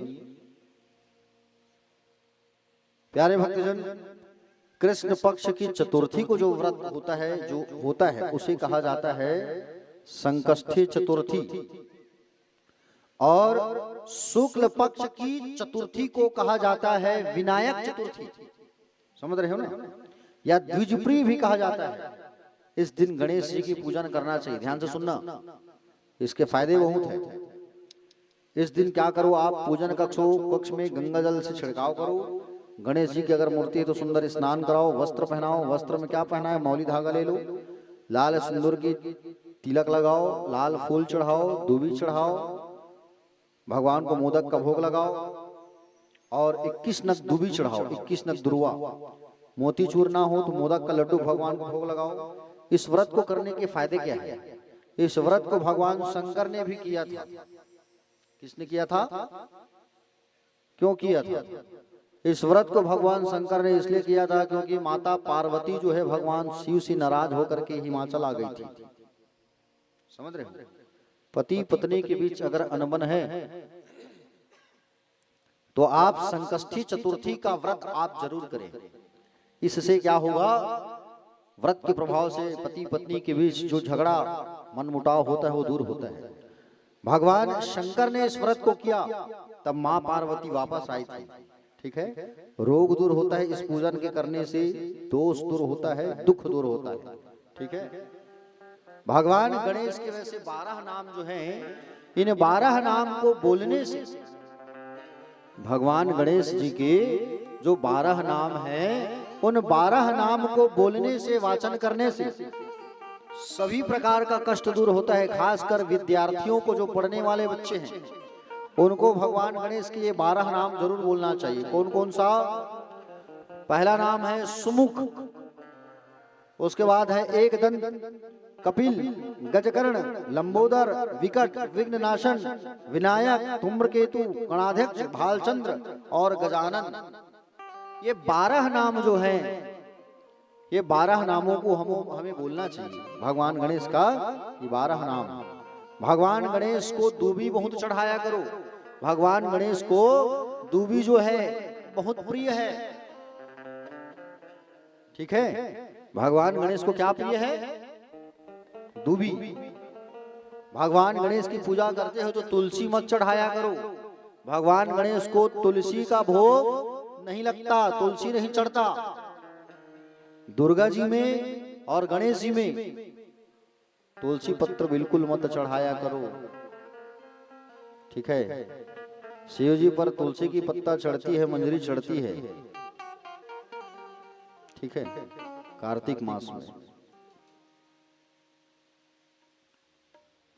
कार्तिक का जो मास होता है उस पर शिव की मंजरी को आप चढ़ा सकते हो शिवलिंग पर। शिव महापुराण में तो वर्णन आता है कि शिव को तुलसी पत्ता चढ़ाया जाता है और वो कार्तिक मास में चढ़ाने से बहुत पुण्य मिलता है। ठीक है, तुलसी का जो वृक्ष होता है, जड़ है ब्रह्मा, उनके तने हैं विष्णु और पत्तियां हैं शिव। ठीक है, तो प्यारे भक्तजन, भगवान गणेश का ये 12 नाम फिर से बोल रहा हूं, सुनिए आप लोग, इसको रोज बोला करो। पहला है सुमुख, एकदंत, कपिल, गजकर्ण, लंबोदर, विकट, विघ्ननाशक, विनायक, धूम्रकेतु, गणाध्यक्ष, भालचंद्र और गजानन। ये 12 नाम जरूर बोलना चाहिए। ठीक है, भगवान गणेश के इस चरित्र को सुनने से मंगल ही मंगल होता है। याद रखना, कभी अमंगल नहीं होता। ठीक है, यात्रा काल प्रारंभ कर रहे हो, कहीं जा रहे हो तो भगवान गणेश का नाम लेकर के जाओ, कभी दुर्घटना नहीं होगा। भगवान शिव के यहाँ सुंदर उनका परिवार, कार्तिकेय जी और गणेश जी, माँ पार्वती सब रहने लगे। बच्चे धीरे धीरे बड़े होने लगे। गणेश जी और कार्तिकेय जी जब बड़े होने लगे धीरे धीरे, तब शिवा और शिव बोले अब हमें अपने पुत्रों का विवाह कर देना चाहिए। बच्चे बड़े हुए हैं, शादी कर देना चाहिए। तो माता पिता विचार कर रहे थे और विचार करने लगे कि बोले पहले शादी किसकी करें, गणेश की कि कार्तिकीय की। अब दोनों बच्चे जो हैं आपस में लड़ने लगे, बोले नहीं पहले मेरी शादी करवाओ। गणेश जी कहे मैं पहले शादी करूंगा, कार्तिकेय जी कहे नहीं नहीं नहीं पहले मेरा शादी होगा। हाँ, दोनों भाई लड़ने लगे। शिव जी ने कहा तुम दोनों में से जो सर्वप्रथम पृथ्वी की परिक्रमा लगा करके आएगा उसी का विवाह पहले होगा। भगवान शिव की बात सुन करके महाबली कार्तिकेय जी जो है तुरंत पृथ्वी की परिक्रमा लगाने के लिए मयूर पर सवार होकर के निकल गए। गणेश जी वहां बैठे रहे। गणेश जी से पूछा गया तुम क्यों नहीं जा रहे हो भैया? तो गणेश जी ने कहा कि बोले हे पिताजी, माता और पिता की परिक्रमा कर लेने से पूरी पृथ्वी की परिक्रमा हो जाती है, इसलिए मैं तो नहीं जाऊंगा परिक्रमा करने में, आप दोनों का ही परिक्रमा करूंगा। ऐसा कह करके माता पिता की ही 7 बार परिक्रमा करके बैठ गए और कहे कि बोले तुम बहुत समझदार हो, इसलिए भगवान गणेश का सुंदर पहले शादी किया गया। विश्वरूप की कन्या सिद्धि और बुद्धि, जिसे आप रिद्धि सिद्धि कहते हो, इनके साथ में सुंदर भगवान गणेश जी का विवाह हुआ और उनके पुत्र हुए शुभ और लाभ या क्षेम और लाभ। 2 पुत्र हुए भगवान गणेश जी के। ठीक है। अब इधर कुमार कार्तिकेय जो है गए हैं परिक्रमा लगाने के लिए। नारद जी आए। नारद जी आकर के कहे कि ओ भैया तुम परिक्रमा लगा रहे हो, वहां तुम्हारे भाई की शादी हो गई। परिक्रमा लगा करके जब कार्तिकेय जी आए तो माता पिता के ऊपर गुस्सा हो गए, पहले शादी कर दी तुम। नाराज हो गए माता पिता से और नाराज होकर के कहां चले गए? क्रौंच पर्वत पर चले गए जा करके। कौन से पर्वत पर गए? क्रौंच पर्वत पर। और क्रौंच पर्वत पर चले गए और क्रौंच पर्वत पर गए और क्रौंच पर्वत पर जा करके कार्तिकेय जी विराजमान हो गए। समझ रहे हो ना? कौन बैठ गए क्रौंच पर्वत पर जा करके? कार्तिकेय जी। तो कुमार कार्तिकेय जी जो है माता पिता से नाराज होकर के क्रौंच पर्वत पर चले गए और वहां पर क्रौंच पर्वत पर जब वे विराजमान थे तो प्यारे भक्तजन वहां पर एक ज्योतिर्लिंग है मल्लिकार्जुन। 12 ज्योतिर्लिंग में से एक ज्योतिर्लिंग कहाँ है? क्रौंच पर्वत पर, दक्षिण भारत में, आंध्र प्रदेश में। ठीक है। मल्लिकार्जुन जी जो है विराजमान है और मल्लिकार्जुन जी जो है वहां पर विराजमान है। अमावस्या के दिन भगवान शंकर जाते थे अपने बेटे से मिलने और पूर्णिमा के दिन जाती थी कौन? पूर्णिमा के दिन कौन जाती थी? माँ पार्वती जाती थी। ठीक है। क्योंकि पूर्णिमा कौन है? पूर्णिमा जो है देवी है, भगवती है। भगवती का दिन होता है और पूर्णिमा का जो दिन होता है बहुत सुंदर तिथि माना गया है पूर्णिमा को। समझे? पूर्णिमा नोनी हमारे डॉक्टर साहब की बिटिया है, वही पूर्णिमा बिटिया जो है बहुत अच्छी कल पार्वती मैया बनी थी, बड़ी सुंदर लग रही थी। तो अमावस्या के दिन भगवान शंकर जाते हैं और पूर्णिमा के दिन माँ जगदम्बा जाती है अपने पुत्र से मिलने के लिए और वहां पर एक ज्योतिर्लिंग है मल्लिकार्जुन। 12 ज्योतिर्लिंग में से एक ज्योतिर्लिंग मल्लिकार्जुन। इनका नाम लेने से कष्ट दूर हो जाता है। बोलो मल्लिकार्जुन भगवान की। मल्ली धन अर्जुन, मल्लिकार्जुन, मल्लिक पुष्प का नाम। समझ रहे हो ना? पुष्प का नाम होता है मल्लिक और भगवान मल्लिकार्जुन वहां विराजमान है। यह कार्तिकेय जी की कथा और गणेश जी की जो कथा सुनता है उनका सारा कष्ट दूर हो जाता है, उनका सारा पाप नष्ट हो जाता है, दूर हो जाता है। समझ रहे हो ना प्यारे भक्तजन? रोगी रोग से मुक्त हो जाता है, ब्राह्मण जो है ब्रह्म वर्चस्वी हो जाता है, क्षत्रिय विजयी हो जाता है, वैश्य धनवान हो जाता है और सेवक श्रेष्ठता प्राप्त कर लेता है। इस चरित्र को जो सुनता है उसे यश, आयु, पुत्र पौत्र की प्राप्ति होती है। समझ रहे हो ना प्यारे भक्तजन? भगवान गणेश की पूजा न करने से सारे कष्ट दूर हो जाते हैं। अगर आपका व्यापार नहीं चल रहा है तो आप बुधवार के दिन भगवान गणेश को दूबी का माला पहना करके, दूबी की माला बना करके पहनाओगे, चढ़ाओगे तो आपका व्यापार चलना चालू हो जाएगा। अगर आप जो है आपके बच्चों की शादी नहीं लग रही है तो एक कांस की थाली पर स्वास्तिक बना करके गणेश की प्रतिमा रखे, स्नान कराए, मौली धागा लपेटी, दूबी चढ़ाए, लाल फूल चढ़ाए और 21 दिन तक गणेश जी को कांस की थाली पर रख करके पूजा किया जाए तो उस बेटी और बेटे की विवाह जो है शीघ्र हो जाती है। समझ रहे हैं ना? ये भगवान गणेश की पतित पावन चरित्र है। प्यारे भक्तजन, कल आप सब जो है त्रिपुरासुरवध, जालंधरवध, तुलसी माता के चरित्र, बाणासुर पर कृपा, महिषासुर और गजासुर की कथा सुनेंगे। और आज की वाणी को मैं यही विश्राम करता हूँ। आप सभी भक्त कल अधिक से अधिक जनसंख्या पर पधारिए और सुंदर अच्छी अच्छी पतित पावन कथा को आप सबको रसपान करना है, ठीक है? अब कल है, कल आप लोगों को अच्छे से कथा सुनना है, फिर परसों तो जल्दी जल्दी रहेगा क्योंकि परसों फिर आपके गांव कोटा को घूमना है भगवान को। समझ रहे हो ना? श्री शिव महापुराण और बाबा भोलेनाथ घूमेंगे। मैं है नहीं जाऊँ घूमे भर में, तो रोजे घूमत रही हूँ।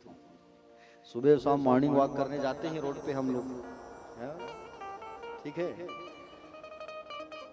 तो सबको बढ़िया शिव महापुराण को अपने सिर पर धारण करने का मौका मिलेगा। बड़े ही किस्मत वाले हो आप और बड़े ही भाग्य वाले हो कि शिव महापुराण की कथा को रसपान करने का सुंदर अवसर प्राप्त हुआ है, करवाने का, करने का अवसर प्राप्त हुआ है। किस्मत वालों को मिलता है सब चीज जो है। तो आज की वाणी को मैं यही विश्राम करता हूँ। आइए पतित पावन आरती पर सब सम्मिलित हो जाते हैं, अपने अपने स्थान पर खड़े हो जाइए। काके चाय, अच्छा ठीक, आज गणेश जी का जन्म हुआ है तो आप लोगों के लिए काके चाय का प्रबंध है, तो सब भक्त काके चाय पी करके जाएंगे। आइए मंगलमयी पावनमयी आरती पर सम्मिलित हो जाते हैं।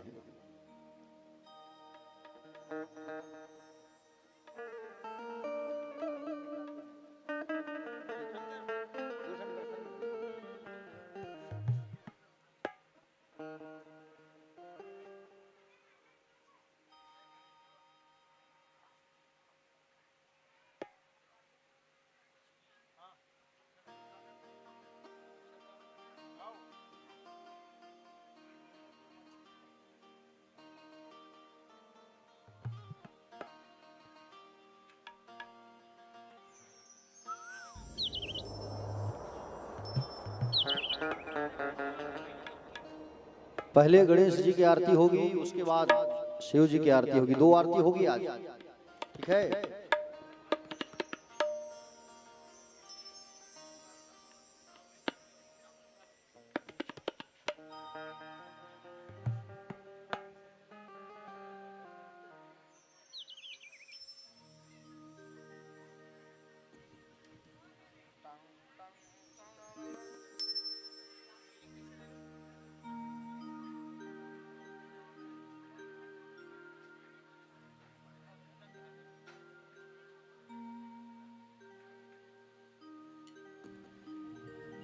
जय गणेश, जय गणेश, जय गणेश देवा।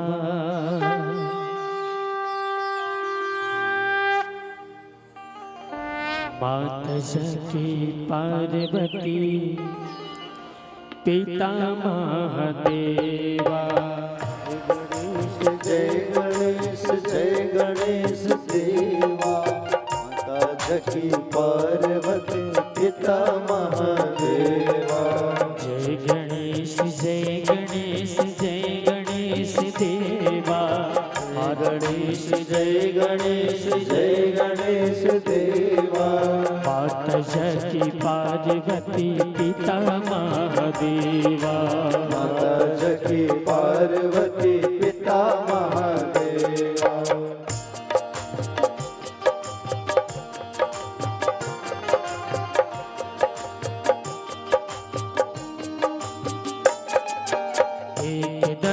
दयावंत चार भुजाधारी। एक दंत दयावंत चार भुजाधारी। एक दंत दयावंत चार भुजाधारी। एक दंत दयावंत चार भुजाधारी। मस्तक सिंदूर सोहे मुसकी सवारी। मस्तक सिंदूर सोहे मुसकी सवारी। जय गणेश, जय गणेश, जय गणेश देवा। जकी पिता महादेवा। धन को वाक देत कोढ़िन को काया, धन को आंख देत कोढ़िन को काया, धन को वाक देत कोढ़िन को काया, धन को आंख देत कोढ़िन को काया, भाषण को पुत्र देत निर्धन को माया, भाषण को पुत्र देत निर्धन को माया। जय गणेश जय गणेश जय गणेश देवा। माता जकी पार्वती पिता महादेवा।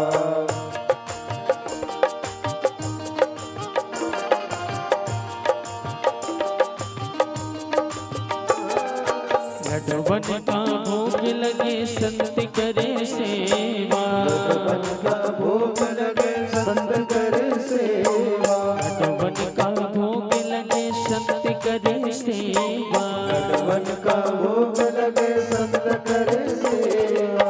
आग चढ़े फूल चढ़े और चढ़े देवा, चढ़े फूल चढ़े और चढ़े देवा। जय गणेश जय गणेश जय गणेश देवा। माता जकी पार्वती पिता महादेवा।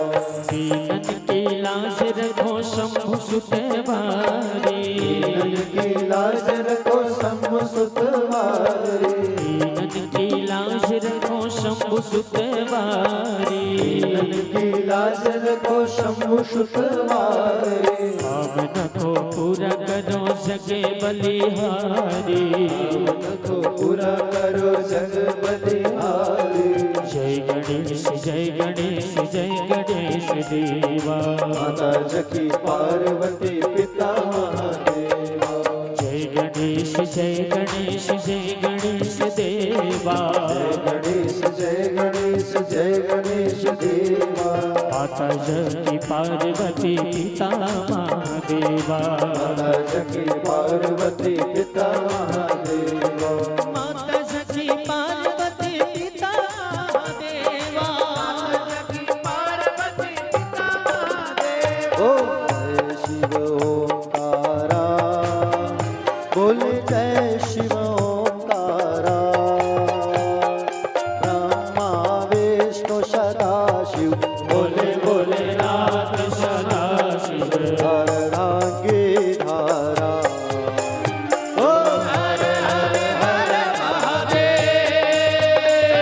एकानन चतुरानन पंचानन राजय। ओ बोले पंचानन राजे। हंसासन गरुड़ासन, हंसासन गरुड़ासन।